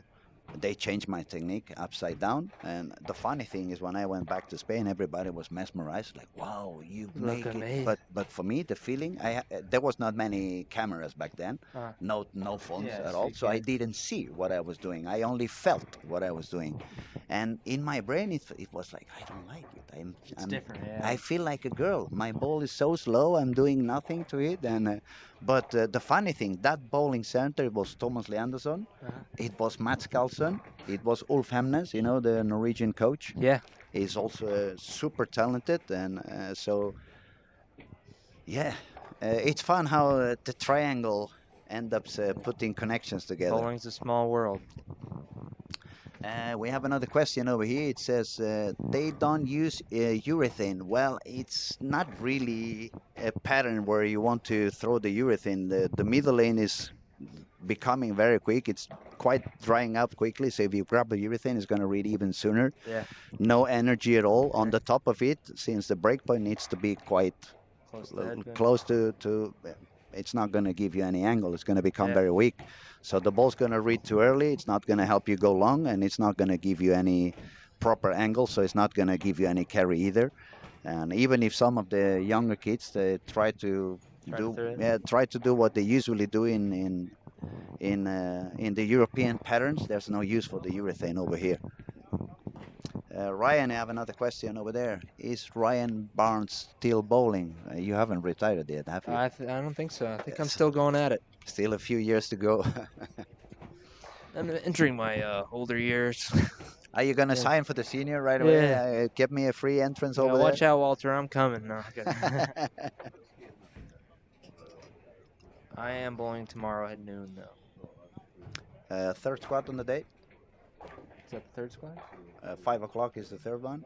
One for you, noon is like 1? It's 12. 1 p.m.? 12 p.m. Oh, tomorrow is 1 hour earlier. Yeah, oh early. My God. So I have to go to bed even sooner today if I want to make it. Is that what you're going to do? That means I'm going to have a little bit less time on your YouTube channel later on on the night. Shall we talk about Trevor again? He just spared the split on the 9th. Yeah. Is on the way for a 237 if he triples on the 10th. And bowling with my college teammate, Al Keplinger. Shooting 248. So. I didn't know it was your college teammate. Yeah. It's quite a few American bowlers this There's a lot this year. How many of you are here? I believe there's, I want to say, a number more or less. 15? 15 at least. Yeah, 10 or 15. At least. And some of them are pretty young, like Ernesto and stuff like that. Yeah? Which proves that this event is actually beyond a PBA title, because that's, I believe, is the main reason why you guys are here. You want to get that, for you, it's going to be the first one. Yeah, that would be. See how I said it? It's going to be the first one. I'm giving you the. I love the way you said that. You're not going to beat me on basketball, though. I'm just going to let you take that one. Delusion's okay. It's okay, you know. It comes with age. You know? It comes with age. Dementia is kicking hard. Who else was doing okay? Actually, it's not that many people doing high on this squad. But for being game number 4, it's not bad. It's not that bad. We have a 227 over there, 226 over here. We're talking about lane 19, lane I found 19 and 20. 17-18 has been rather challenging this week, I feel like. 17-18 also has been quite difficult, I must say. To me, it's felt like it hooks more than every other pair, which is what makes it really challenging because you don't have that push in the mid lane. Mm-hmm. And that probably is one of the mistakes we have witnessing very often on the youngest ones. Yeah. They got so used to that urethane creeping motion that now they have a very hard time just letting the ball go. Letting the ball do the work. Oh, the clutch Brooklyn off the wall for Kaisa to shoot she can shoot 230 now. She really needs that because the female's top spot. It's only at 12:28. It's Nora Johansson on the second position. No, excuse me. 12:28 is the Finnish girl, the Pep. daughter of Sami. Pep. Pep. Yeah. Peppy. There you Peppy go. Konsteri. Peppy Konsteri. It's so many names over there. I keep forgetting. You see, I told you dementia is coming quickly. I understand. And then the top score is Nora Johansson with 12:30 something. 12:34, I believe. We're just gonna make sure about what we're saying. We're just gonna have a quick look, so we let you know for sure. Yes, you were right. 12:34 for Nora Johansson, 12:28 for Peppy, and Kaisa. She made a double, so she's gonna be just six pins short to the par. So she needs a couple of high games, a full 40 coming in, and that would be enough. Trevor, he managed the double on the 10th. He's going to score again 230 something. Be 170 over. 237, 176 after 4 for Trevor Roberts. 1400 is coming. 1426, maybe your mom's right. Needs 450 the last two. Joe Bowler, Ryan's dad is one of my favorite players. Do you guys remember Jess Stayrook? Why is Dad your favorite player? It doesn't make sense. I don't remember Jess Stayrook. Maybe Walter Ray, if he's still in the house, he can let us know if he does remember Joey. Jess. And then we have Lobotomy, 24 players from United States, maybe around 15 from Tour, and the rest stuffers. Walter's got my back. I might be putting my money on Ryan in a basketball match. Walter Ray, I'm going to break your autograph as soon as I'm back home. Looks like a good representation from Florida, Walter Ray says. How cool is that? Walter Ray on the chat, Ryan Barnes on the chair, and the best DJ in town on the other chair. Everything's looking on fire. Yes, yeah, definitely. Ibiza is my kingdom. So whenever you want to have like a real crazy party, we have to go to Ibiza. Sit on the VIP room in Amnesia, so we can play along with Lamine Yamal and Ronaldinho and people like that. Oh, yeah? You know, I played private parties at, you know Gerard Piqué? The football player was the husband of Shakira. Yeah. I played in his house quite many times, private parties. Wow, so you used to be a big deal. No, okay. No, honestly. If I ever release, actually that's what's gonna happen. If I ever am in a real need for money, I'm gonna release the pictures that I have from those parties, because I know all the He's got blackmail. all the yellow press is gonna pay a lot of money for those pictures. Walter Ray, yes, he remembers. Just won 4 or 5 national titles. So we have Steven Shazam just picked up 710 on TV. Which lane was that? We didn't see that. Oh, not here. Okay. I was gonna say in the past. what the heck happened? I believe Walter Ray did a couple of times as well. I believe. Wasn't it twice? I think. I think I heard somebody say but it should be Randy, because that's the only one I remember talking on PBA TV shows. I remember, or I think I remember, dementia, you know. So excuse me if I'm wrong, but I think he mentioned actually that Walter was the only one that picked it the 710 twice on TV. I believe there's been three players that have done it. Well, he can let us know. So we have another people talking. Two Hip says Jay Stayrook was a great lefty from Phoenix area. Not sure if he's still bowling.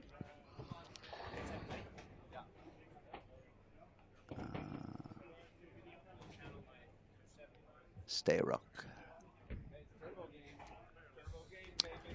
And we have our friend from Korea back. It's such a shame I haven't got my Korean dictionary yet. He's been talking every single day. He's super supportive, and we really are happy that he's here.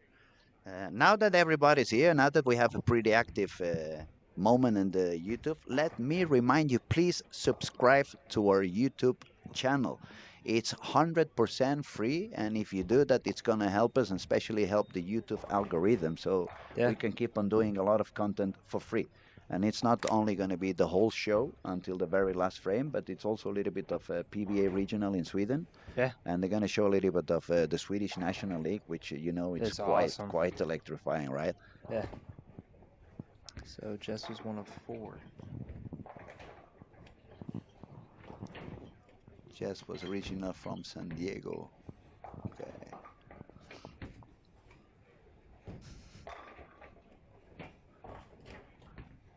Now we have our technician in working a little bit with us. He's gonna update the scores so we can see how crazy Trevor is doing in comparison with the other ones. Gotta probably have a 100-pin lead, I would think. Looks that way. I mean, he's got 976 after 4.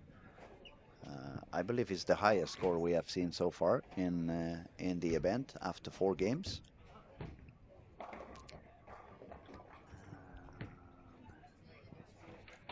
And we have some low scores as well. I see a 599 over there, 660 on the other side, 670, 680, 673, 7 and 18. So 689 over there, 700, and we're not talking about. So maybe this isn't a super strong squad, or what are your thoughts on that? Well, it's been happening quite often. The lowest people on every squad, it's quite low, but it's not that it's a lack of talent. It's quite a big bunch of good bowlers over there on the lanes. It's just the pattern is so demanding, and as you said before, it can become super tricky when you move to the next pair. It can play so different that it gets up to your brain. Yeah. And then you start making shots emotionally. Now, this one is it's not really a high squad. We only have 10 people above par or at par, which is actually number 10th, Emil Holmberg from Sweden. He's got 800 after 4. Teemu Putkisto from Finland is 64 over. He's the only one trying to hold kind of okay. He would actually have still a chance to go on. And Trevor is now sitting with 976 after 4. It's ridiculously. So maybe he can catch Ethan's score. And for sure, if he keeps that pace, he's going to jump directly into step 2. How important do you think that is? Do you think it's important to have a pass directly to step 2, or you prefer? Or is there some advantage also in bowling from the beginning? I think the closer you get to the money, the better, Like, the further up you can be is usually where you want to be.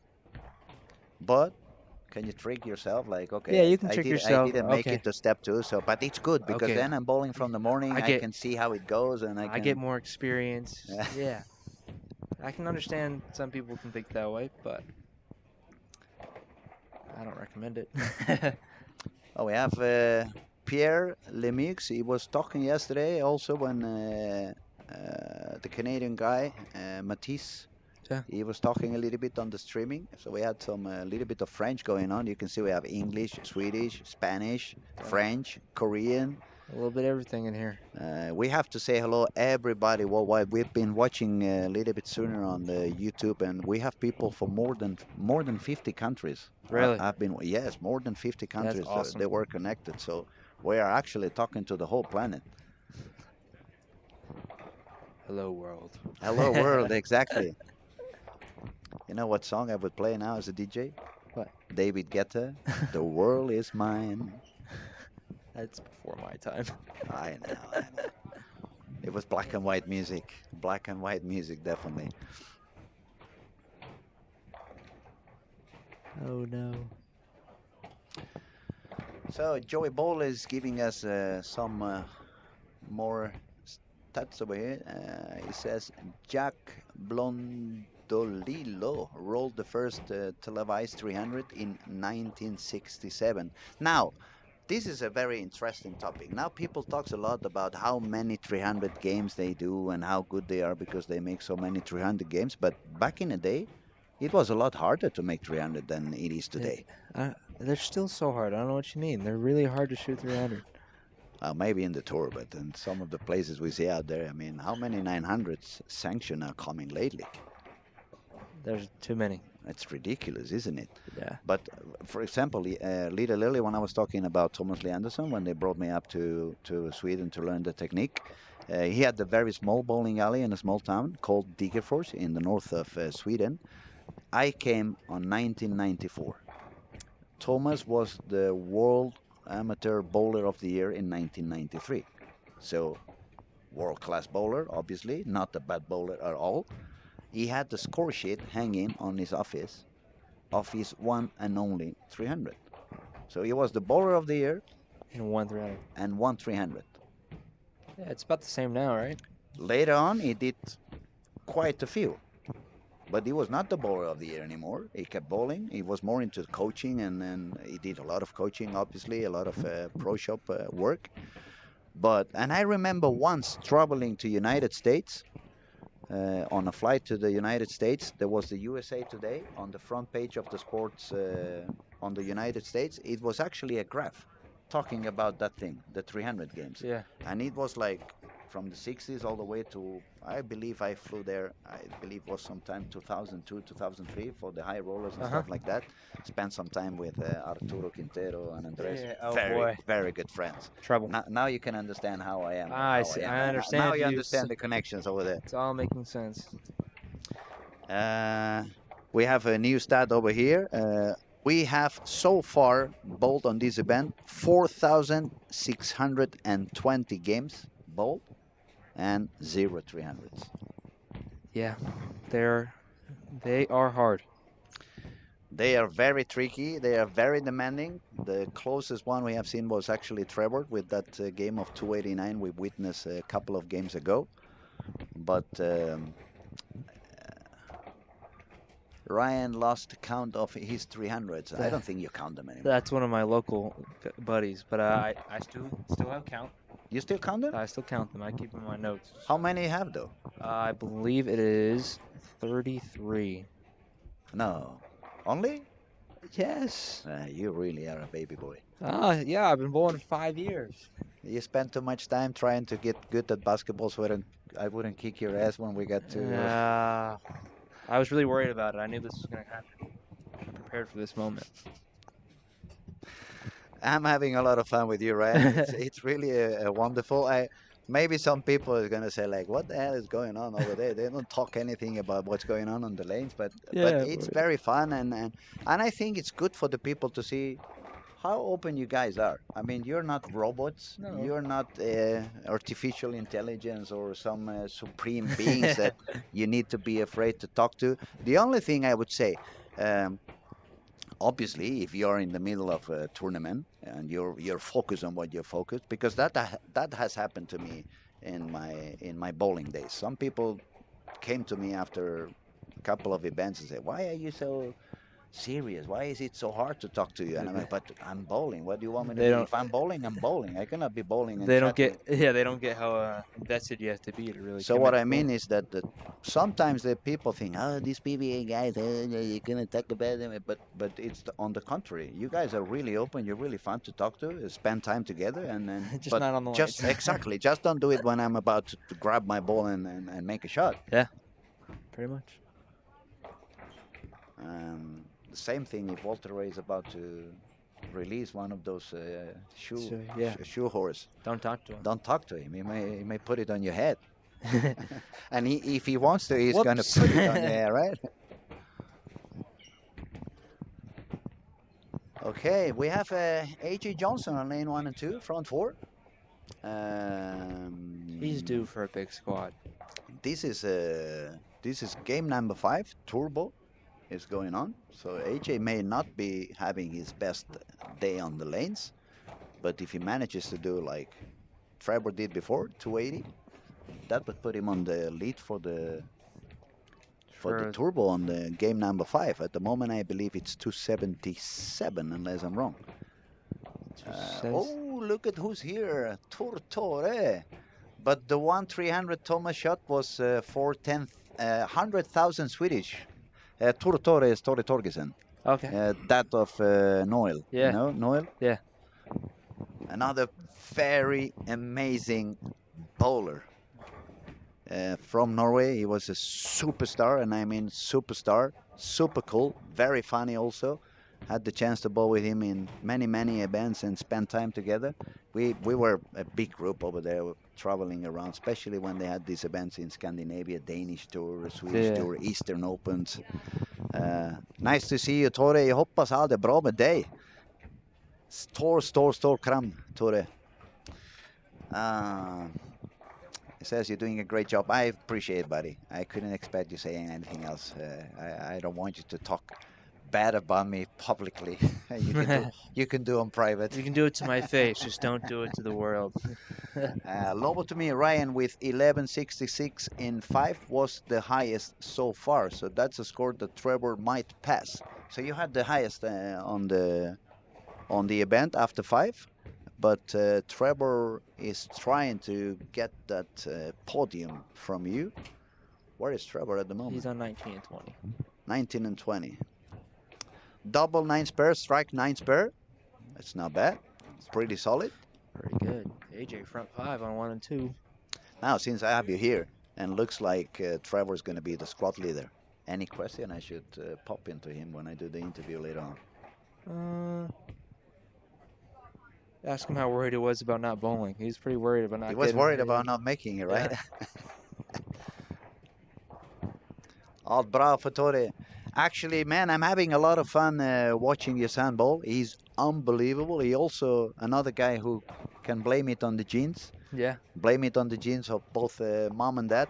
Amazing bowlers. Linda was actually bowling on the first Weber Cup edition, the one I played on. Really? Yeah, number 1 year 2000 in Poland, in Warsaw it was. Linda was on the team. Thomas Leanderson was on the team. I believe Wayne Greenall was on the team from England. Then it was me. In the United States, I think it was Tim Mack. I would say Bill Hubman, I'm not sure. Tim Mack for sure. For sure, Timmy was there. Brian Kretzer, I believe he was Sounds another right. one. Brian Kretzer was there as well. The lefty that just was the bowler of the year, Mike Mullin? Could it be Mike Mullin? I'm not sure. He was bowler of the year 99 or 2000. He was a lefty. It's a fun story about that first Weber Cup edition. When we got there they built one bowling lane in a mall, in the middle of a mall, and we were supposed to have like official practice before the event. And when we get to that lane, the guy from AMF that was supposed to oil the lanes lost his flight. So the oil machine was sitting there, but nobody knew anything about that machine. And lucky for me, that was the same machine I had back in Barcelona. So I said to the guys, if you want to, I can, I can build a pattern over there, and we can try see if you like it. They said, yeah, Luis, go ahead. You're the baby boy. So And then we hated we it. trust you. Do something. I did the pattern. I did it something I would like, obviously. Yeah. And then I bowled the first match of the competition against Mike, and I won the first point ever on the Weber Cup. So you scammed him. You set him up for yourself. Don't blame anybody else. It was my own doing on the oil. So Yeah, I made sure I you would, shut out the left. Not really. I just made it should've. open on the outside. Right. I don't know if Walter Ray is still in the chat, but I'm gonna say something Walter Ray may not know. When I was really good on those days, and I was like having my cocky moment, I would turn around and say, "Who's Walter Ray?" I promise that, and I said from the beginning, he's the GOAT. He was my idol back in the day. I couldn't hook the ball, so why would I root for Pete Weber? I was more of a straight shooter like Walter Ray himself. But when I was like on fire, that was my phrase, like, who's Walter Ray? I think Walter hooked it plenty, but I think he won some TV shows playing straight, that's for sure. Animal. So, yeah, a lot of black and white history is coming out today onto this streaming. Didn't think that would help with me, did you? No. Trevor, 19 and 20, a lot of 9 spare going on. Is slowing down a little bit, but that is one of the tricky pairs also. That is a tricky 19 and 20. So if he can survive that one, maybe have a couple of strikes going on, shoot to 20 to 15 to 20. It's going to put him close to 200 over. One game to go. And let's see. We have Tarek Helmi from Tori. We have Tarek from Egypt. You sure remember him? He's been bowling the World Cup over and over again. Very, very nice guy. Tarek says, Tore, the minister, is the guy to hang with. Ask me. But you see what I meant? We have Norway, United States, Korea, That's crazy. Egypt. It's cool. We are so happy that so many people is following this event, and it just gives us more and more motivation to keep going on. Mike Mullen, you see Mike Mullen? Mike Mullen and PA. Bowl in my area. Patrick Allen bowled with us in our weekly pot games. Pot. Why do I like that word, pot? Oh, no. We bragged that PVA Hall of Famer bowled in our pot games. PA broke one of the... We had an arcade classic at my house, and he broke it. Really? Playing Golden Tee. You made him pay for it? We knew a guy that could fix it, but it was funny. Did he get the red face after it happened? Like, oh, I'm sure. Yeah, I'm sure he's classic PA. Come on, Mop. I didn't mean to, Mop. Trevor strike on 8th frame, so he could go all the way up to 237, which could put him on 213 over after 5. That would definitely break your 5-game high scoring at the moment, but that would also give you some motivation for tomorrow, perhaps. I mean, pins drop, so I'm really just fine where I am. I'm not really chasing that much score. I'm not gonna lie. Well, how much you have now at the moment? I forgot. 1274. 1274? Yeah, or 1374. I was sorry. going to say 1274. Then you have to bowl again, Yeah, for sure. Yeah, 1374. But that should be more than enough to jump already to step 2. Yeah, hopefully. So you don't have to wake up that early on Sunday morning. No. Well, hopefully not. Any jet lag left? No, I've been. I went to Denmark, so. Oh, that's true. You told me you I've guys been here were in Denmark. You've been quite a few days over here. Yeah, almost 2 weeks now. So. And you're gonna have the jet lag as soon as you go back. You're gonna fall I asleep know. at the wedding. Yeah, I know. Especially if the church ceremony it becomes a little bit too long and they start talking. I'll be sitting in the back. No chewing gum, yeah, you know. Yeah. They're very restrictive on that. Actually, the other day, I don't know who I was talking with. That topic came out, and I said, you know, these signs they have in some restaurants that they have a dock with forbidden. Yeah. I said they have my picture in some of the church, like, you know, he's forbidden as well. Only makes sense. Okay, let's have a look a little bit around. We also want to talk a little bit about all the bowlers. Let's see if anyone was doing good. We see some okay games for game number 5 on Sean Rice. He was doing okay, just a couple of open frames on 7 and 8. He's bowling with Christopher Sloan over there. Also a lot of strikes, but also with a couple of open frames. AJ Johnson, it's on his way for a 268 on lane 1 and 2. 268, unfortunately, is not enough to get that turbo spot. And AJ was sitting with... I don't see him. AJ Johnson. Three below par, sitting at the 11th position, 3 below par. So if he shoots 268, he's going to be with 65 over. He's going to need maybe 230, 240 on the last one. 240 at least to be safe. Try to gain his spot into the final. AJ won a couple of years ago, so he should be not comfortable, but it shouldn't be an area of the lane that he doesn't feel like bowling okay. He beat me 2 years ago in match play. Still remember that? Did you have that on your? It's on my wall notebook as well. It's in my wallpaper actually. No, I'm kidding. Now, since we are talking a little bit history from time to time, besides that, because obviously that is always that, and it's the first bowler you probably tried for you. Any bowling idols besides that? Tommy Jones is a big one. I was around him a lot growing up. I watched him a lot. Bill O'Neill's awesome. Belmo, obviously one of the best players of our game. Simo. I think Simo is unbelievable. I love watching Simo bowl. Hopefully he's not watching, but yeah, he's incredible. So yeah. Quite a few then. Quite a few that you Yeah. can say. Okay, we have a question over here from Joey Bowler. Ask Ryan if he remembers when he stat bowled against Marshall Hoffman, Mark Roth, and Lisa Wagner as an amateur. Yeah, I was actually sitting in the stands, front row. No, I wasn't born yet, but I've watched the clip. You've seen the video. I've seen the video. It was a really cool video. Tarek says bowled with Chris the African Cup in '97 in South Africa, UAE Open, British Open. He was one of my idols when I started, and Ryan is carrying the flag for sure. I appreciate that. I remember back in the day, it was not only your dad, it was another American bowler from Team USA. He was traveling quite a lot, Patrick Healy.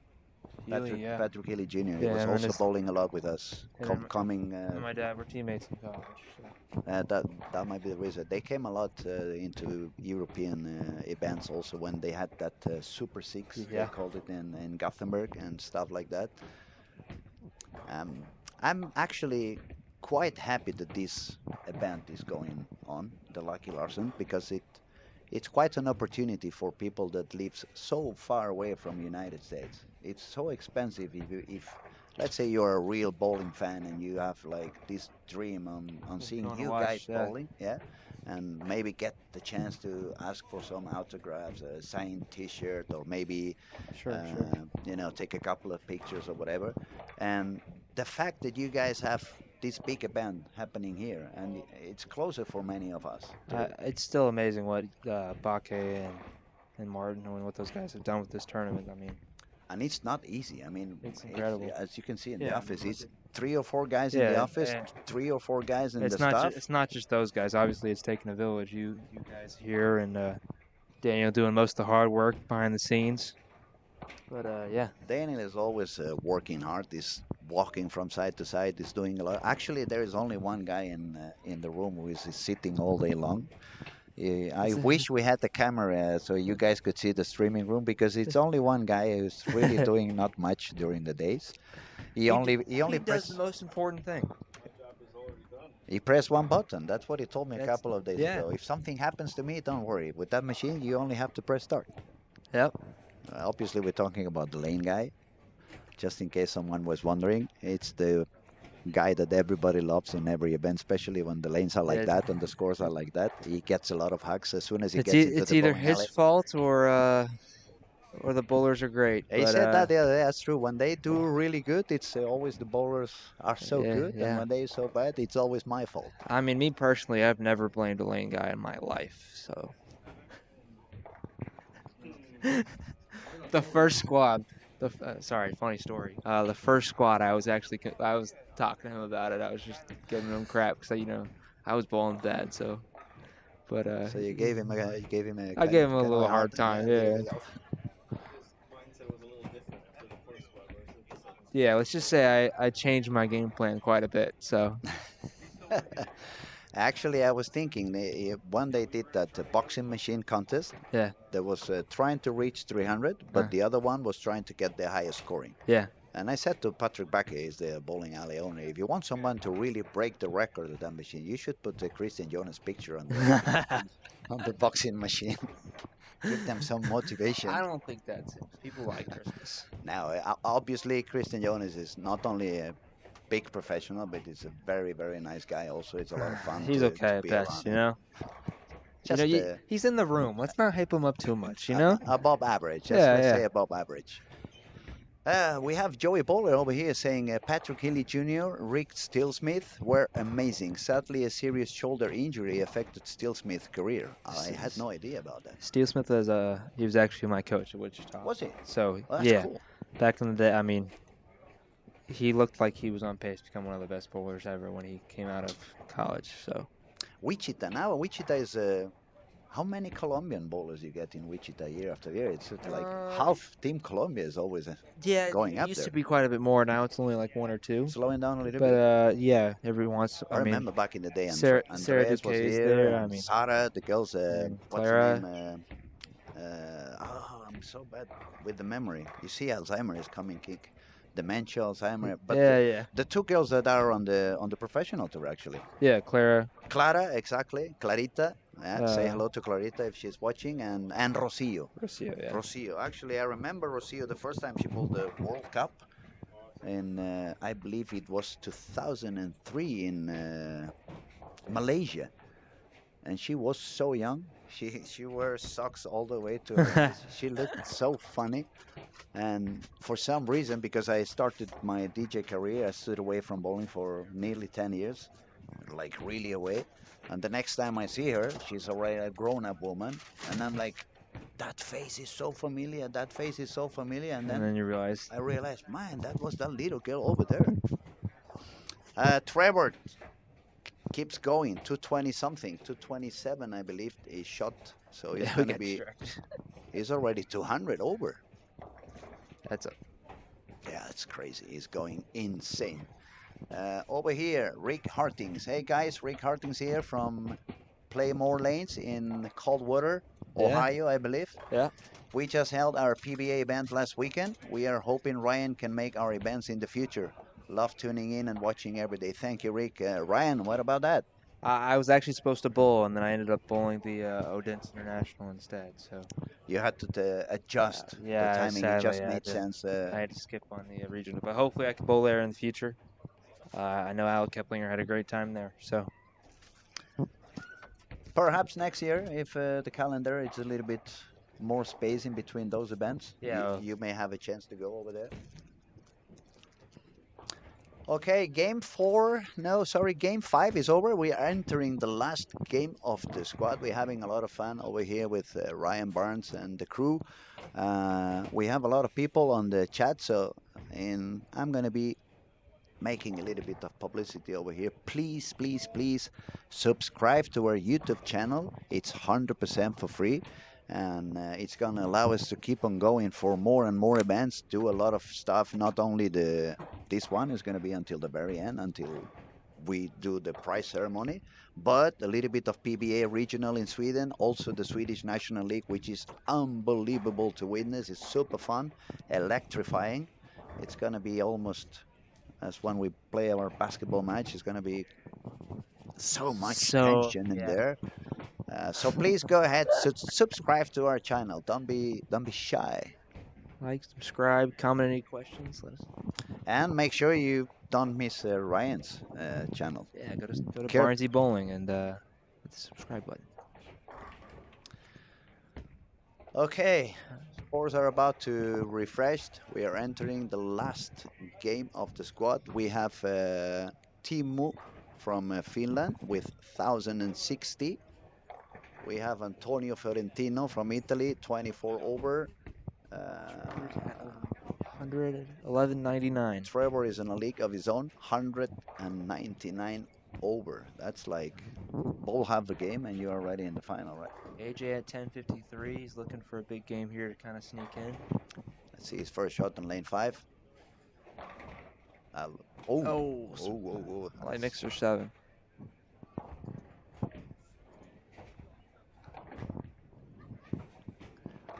And that is one of those moments where you really want to keep it cool no matter what happens. I mean, you don't want to let the game get into your head so much, especially when you are there, you can still make it. Yeah. So even if you get a couple of unlucky shots, don't give up, keep going, breathe deep. That was quite an interesting seminar at the beginning of the week from Strike Mine Academy. Yeah. I had the chance to be there. One of the guys is more into the bowling business, but then is the woman. She's more into the real studying of the brain and how it works into the cell levels. Okay. She was explaining quite interesting stuff on how by doing breathing exercises, obviously you don't have the time to stop and do a lot of breathing during the games and stuff, but she was teaching, or she was explaining, that you can train your brain back in the house. It was pretty interesting. She explained if you really go on that brain training by those We actually did that at school. You've worked on that. We've done some stuff like that. She was explaining it. You get into that state of mind that, for example, they do in the jungle with the ayahuasca and all this kind of shaman things, that you kind of connect with the spirits and stuff like that. So you can get yourself into that deep deep mind. The zone. The zone, exactly. So that's pretty cool. You did that in Wichita? Yeah. If we did that, we had once a week we do small team and we work on the mental game. That's pretty cool. Very spoiled at Wichita. It's like a place you would recommend for people from all over the world that they are young ones and Yeah. they really want to go on in their bowling career. They have some aspirations to become professional bowlers. So For sure. that would be like a place to You go. have there, you got Weber. There's a bunch of really good schools right now in the United States to progress. All right, well, it's been a blast. I think I'm gonna. No, yeah, Step I, out. I was gonna say now it's time for a little bit of dinner also. Food Yeah. time. Even my stomach starts to get a little bit of noisy. You know, it's telling me time to eat, time to eat. I cannot leave the commentary because I have to stay until the very end, and then I have to run and do the interview. And then what's gonna happen is when I really go to the kitchen, everybody's ordering food Yeah. for the next squad. So I'm gonna wait a little longer, but you don't have to. Do you want me be to get something for you? Yeah. I can bring you some food. Maybe you can tell if they can do a pizza. That would be lovely. You want pizza? Yeah, that would I be can do lovely. that. That would be even better. Now I'm gonna play it a little bit easier on the basketball game. You just touched Nah. my heart, buddy. Maybe I'm not gonna get you pizza. Ladies and gentlemen, Ryan Barnes, amazing bowler, amazing kid. It was a true honor and a lot of fun to spend some time with you, buddy. Thank you so much for your patience. Thank Thank you you for so having me. much for holding so much long with me by my side. Nobody has lasted that long. Really? You have. You're gonna get a medal for that for sure. Pleasure, buddy. Thank you so much. Thank you. Okay, let's see. We have the scorings are updated after 5 games. We still have 12 bowlers above par. Trevor Roberts doing an amazing job. 1199, 236, 289, 214, 237, 223.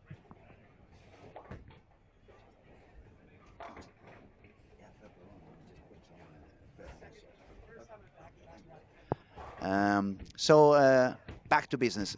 As I was saying, Trevor Roberts, 1199. It's unbelievable high, especially in these tough conditions. What he's doing is mesmerizing.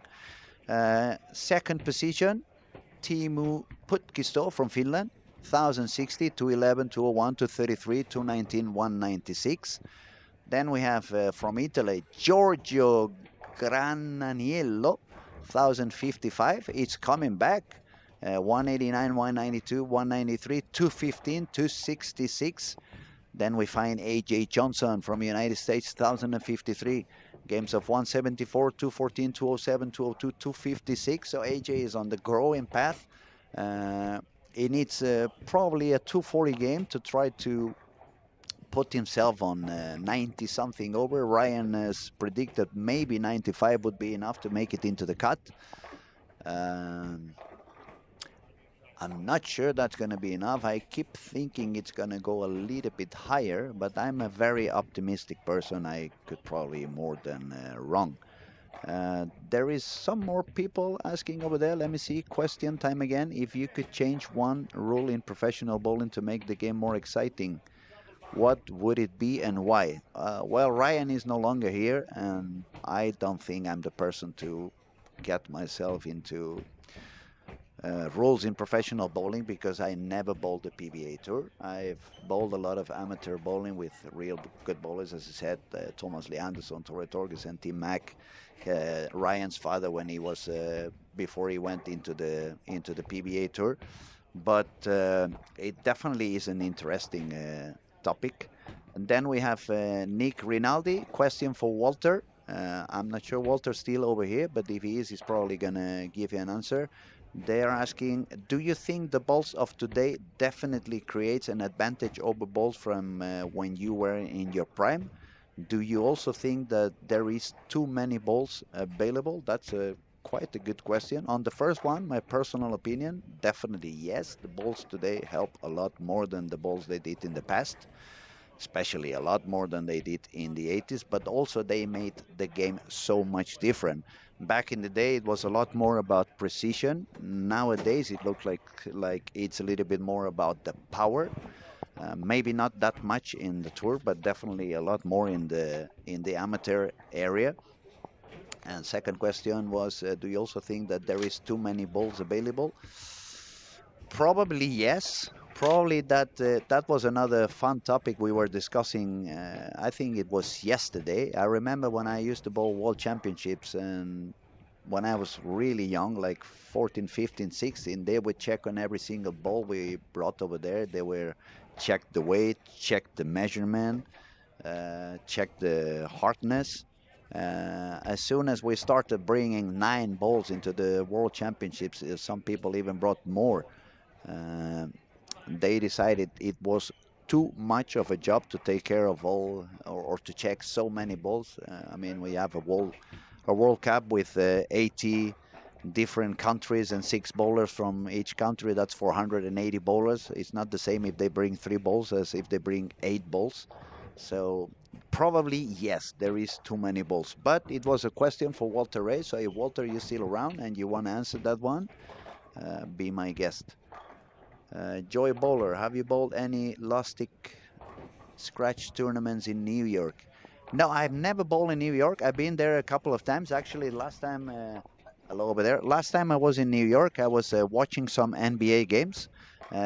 Team Mac was picking me up at the airport. He drove me into not the New York Knicks because I was staying right in front of the garden, but to the match of the New Jersey Nets. Timmy was the one driving me up and down. I'm not sure Tim is watching at the moment. He's quite busy with his successful football career of his daughter. But in case he's somewhere around, I'm sending a big hug to my cousin, Timmy Mack. Great bowler, great man, great friend.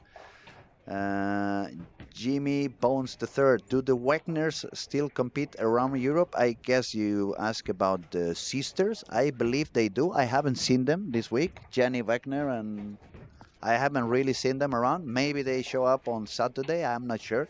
Now it's a very busy moment because people start to want to pay for the next squad and do the lane drawing for the next squad, especially since we had that little breakdown on the beginning of this squad on lane 9 and 10. So everything has delayed slightly. So I believe people is already around trying to register and stuff like that. So unfortunately, both Daniel and Martin are running around like chickens without heads. It's a lot of things going on, and they have to attend a lot of stuff. So otherwise, a little bit later on, when they come in, I'm gonna ask them if the sisters are gonna show up or not. Okay, let's go back into our last game. We have some potential high scoring on lane 19 and 20. Mikael Westman, front 4. We have a 4-bagger on lane 15 and 16 for Antonio Fiorentino. Very talented two-handed bowler from Italy. And guess who's doing it again? Lane 3 and 4, Trevor Roberts, front 5. I mean, hats off, it's probably not enough. It's unbelievable. He's got 199 over and the front 5 on the last game. So we're finally going to get that 1400 unless something really bad happens. If he doesn't get 1400, definitely I'm not going to mention the 1400s ever again in the rest of the event, because I'm going to be the biggest jinxer in the planet. And it's so many of you from so many places that you're going to keep on pointing me next time you meet me. And I don't want that feeling. Joy Bolle says, Team Mac rolled an amazingly powerful ball. Rep rate was super high. Yeah, Timmy was unbelievable. He was super powerful.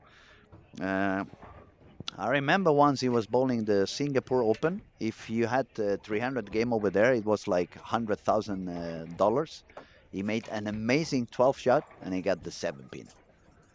That was one of the memories I really remember. Another thing I remember very well from Team Mac is on one of those World 10-pin Masters we bowled on TV. The both of us were flying one day later than everyone else, and we had nothing to do once the event was over. And we ended up going to the movies, and we saw that Mac Ryan movie, You've Got Mail. So you see, you've got a lot of a lot of fun memories. We have the owner of the house walking also, quite busy, Mr. Patrick Paquet. You want to say hello to the whole world? We have people from 200 different people. Tori Torgersen is on the chat. Walter Ray Williams is on the chat. Tarek Helmi from... Hello, everybody. You're running quite the show, buddy. Yes, yes. You... But I'm on the way to dinner with the Storm Group. See, you're always busy. Unbelievable. That's why you get good people doing the job for you, right? He just left too quickly. No answer. Where's Trevor? I don't remember. Chris. Yeah, 3 and 4. Thank you. Front 5. He's going to make the shot now on lane 4. So if you guys want to witness some spectacular, go to the cameras of lane 3 and 4. Trevor is on fire. 2-pin. No, exactly. And that's another thing. A very good point from Christian Jonas. Trevor is letting the ball do the job. He's not over-gripping. He's not using a lot of wrist. It's definitely not flying the ball 30 feet down the lane, as quite a few are doing at the moment. And how is paying that for them? Not that high, not that high, not that high.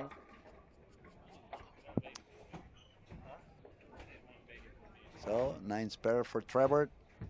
He's already 39 over on frame number 5. He's definitely gonna break. He's gonna be I don't know if Linda is somewhere around, but Linda, you may be short with those 14.26. Trevor is actually gonna go even a little bit higher than that.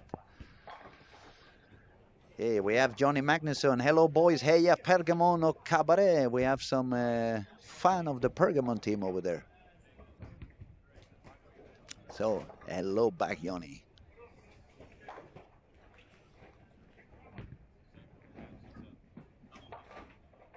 Now I'm trying to find AJ. Where is AJ bowling this last game? AJ Johnson, where are you? I don't see you. Again, too many lanes to look after. A surprising score. It's Robin Ilamar, 1004, only 3 frames to go. Robin Ilamar is one of the biggest Swedish talents at the moment, young kid. He did 576 to win the Under-21 World Cup just 6-7 weeks ago here at Olympia Bowling in Helsingborg. He won the European Championship right the week before, golden medal, and then he flew to Madrid and he won that event as well. So he's been quite on fire for the last few months.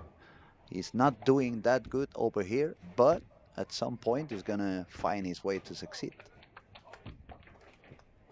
Where is AJ, buddy? Can you see AJ?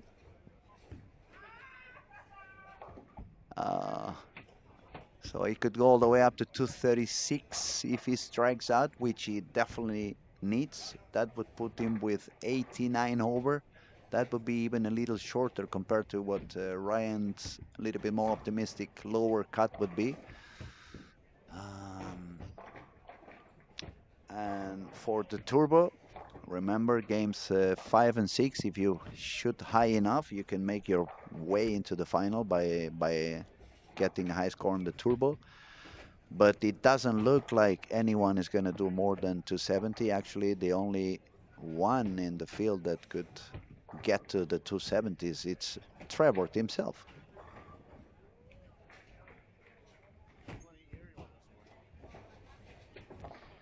People that still had the chance, it would be Teemu Putkisto from Finland. He was with 60 over. Let me try to find Teemu around the block.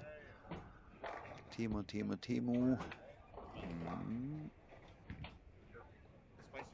Oh, not a good game for Teemu either. 106, 3 frames to go, so he could only reach 196. That's definitely not going to make it into the final.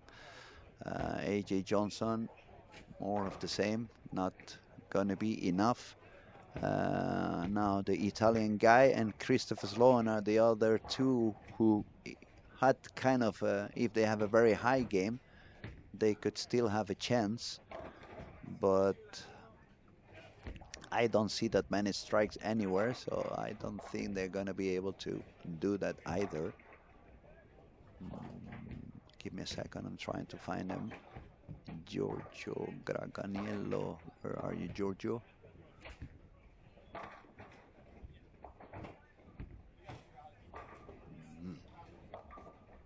He's definitely hiding. I don't see him.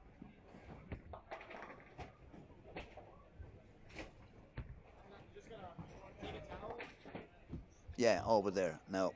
He needs to strike out for a 200 game, so Giorgio is also out of the picture. And Sloan, no, 42, 232. That would put Sloan with 1282. He would need the score to go lower, so it doesn't look that way. So yeah, it looks like the interview is going to be with Trevor. It looks like the only one who's going to score really high on this game again is going to be Trevor. He's got 1358 already with a double on and a potential of 279, which would be 120 pins more to add on that score. So if he strikes out, he's going to shoot 1478, which is mesmerizing. This is unbelievable. And then they say the lanes are hard. Amazing job by Trevor Roberts. This is really, we are really witnessing something impressive.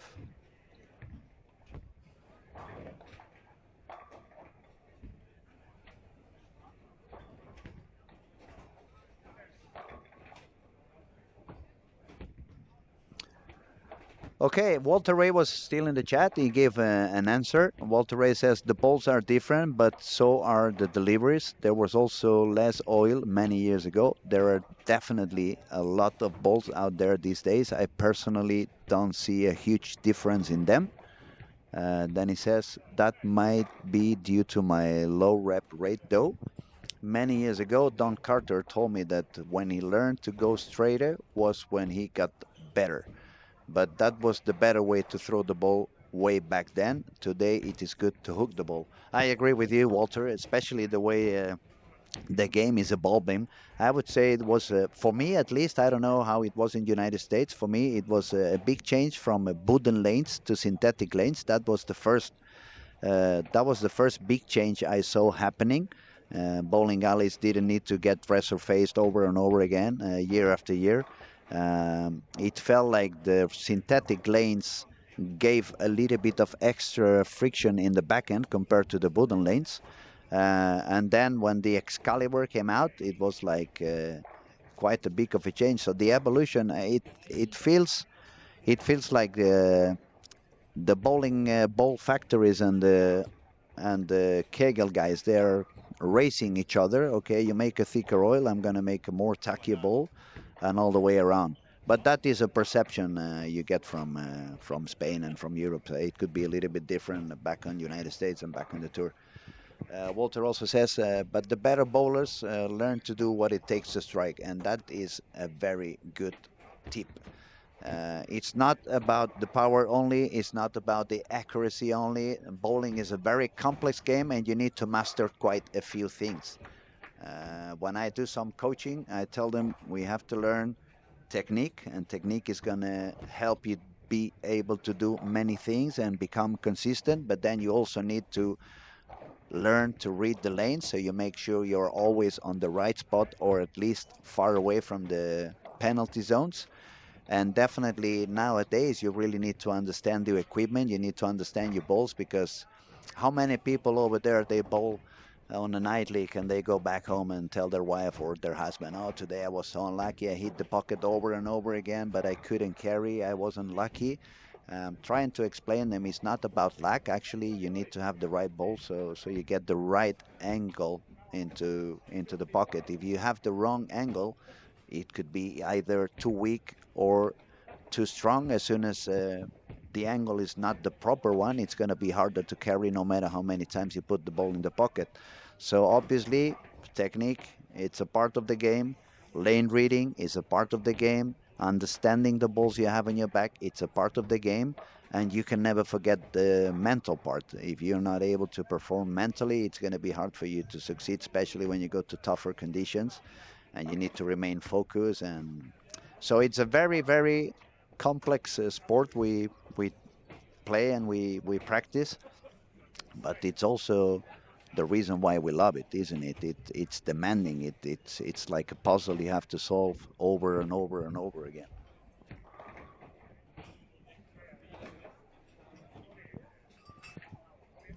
Now, is how lucky are we that we can have perhaps the greatest bowler of all time, Walter Ray, on the chat and giving us his point of view and perspective. Walter, we are really, really thankful that you spend some time with us and that you are communicating with the people in the chat. I personally want to thank you from the deepest bottom of my heart. It's a true honor that you're spending some time with us. The squad is almost over. We're just going to see what Trevor manages to do, and then I'm going to say goodbye to everybody. We'll be back as soon as we start with the next squad. There goes Trevor on lane 4. Oh, all right, that's a split. Definitely he can afford that. He's going to be on the 245, I believe, if he takes one. Yeah, 236, 245, and he's going to get, we have the final 1400 is finally here. I haven't jinxed anybody this time. I'm so happy. I would have been happy with that one. Nick Rinaldi says, Walter, thanks for sharing your opinion.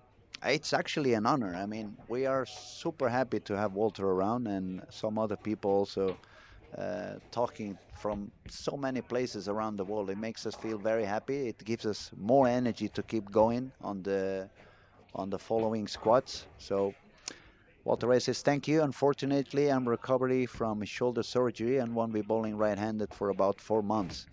Oh, wow. Shoulder is never a fun part. We were talking a little bit earlier about Tim Mack. Tim Mack has surgery on both of his shoulders. It has been probably the main reason why he hasn't been bowling much lately. We wish you the best, Walter. We hope you have a speedy recovery and we can see you back on the lanes. The sooner the better. But health is number one, so make sure the rehab is proper. Final score for Trevor Roberts, 1,444, 244 over. That's 51 pins higher than what Ethan Fury had. Unbelievable. So now, guys, you're going to have to excuse me. I have to go out there and interview Trevor, see if he can let me know how it feels. But it has been a pleasure to have so many people over here in the chat. And as I said before, we will be back as soon as the last squat on the day goes on. Thank you, everybody. Don't forget to subscribe into our YouTube channel if you have not done yet. And thank you, everybody who was there. Thank you, Walter Ray. It was a pleasure. See you later. Not all the time. Side rotation with no rev rate on No this rev rate. is fucking. And like, I guess me watching Danielle last one. And the release is like. It's not even like this. Well, it's the opposite of you. You fucking slam the shit out of actually it. fairly soft. Still 500 rev rate. Me? Or 6? Well, on the last game it was definitely 500. But like. You're a horse. You're just a big dude. Fucking pushing the shit out of it.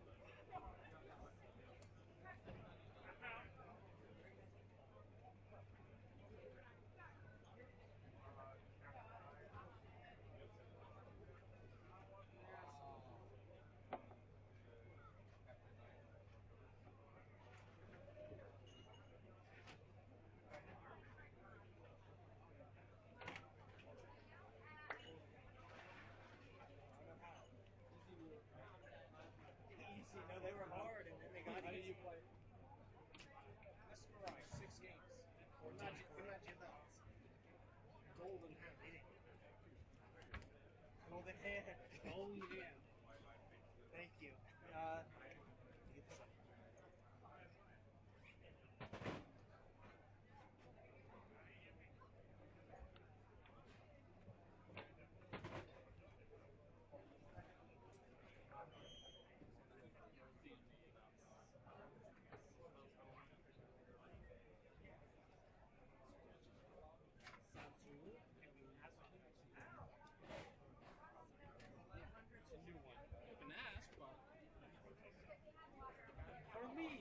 tried to finish it.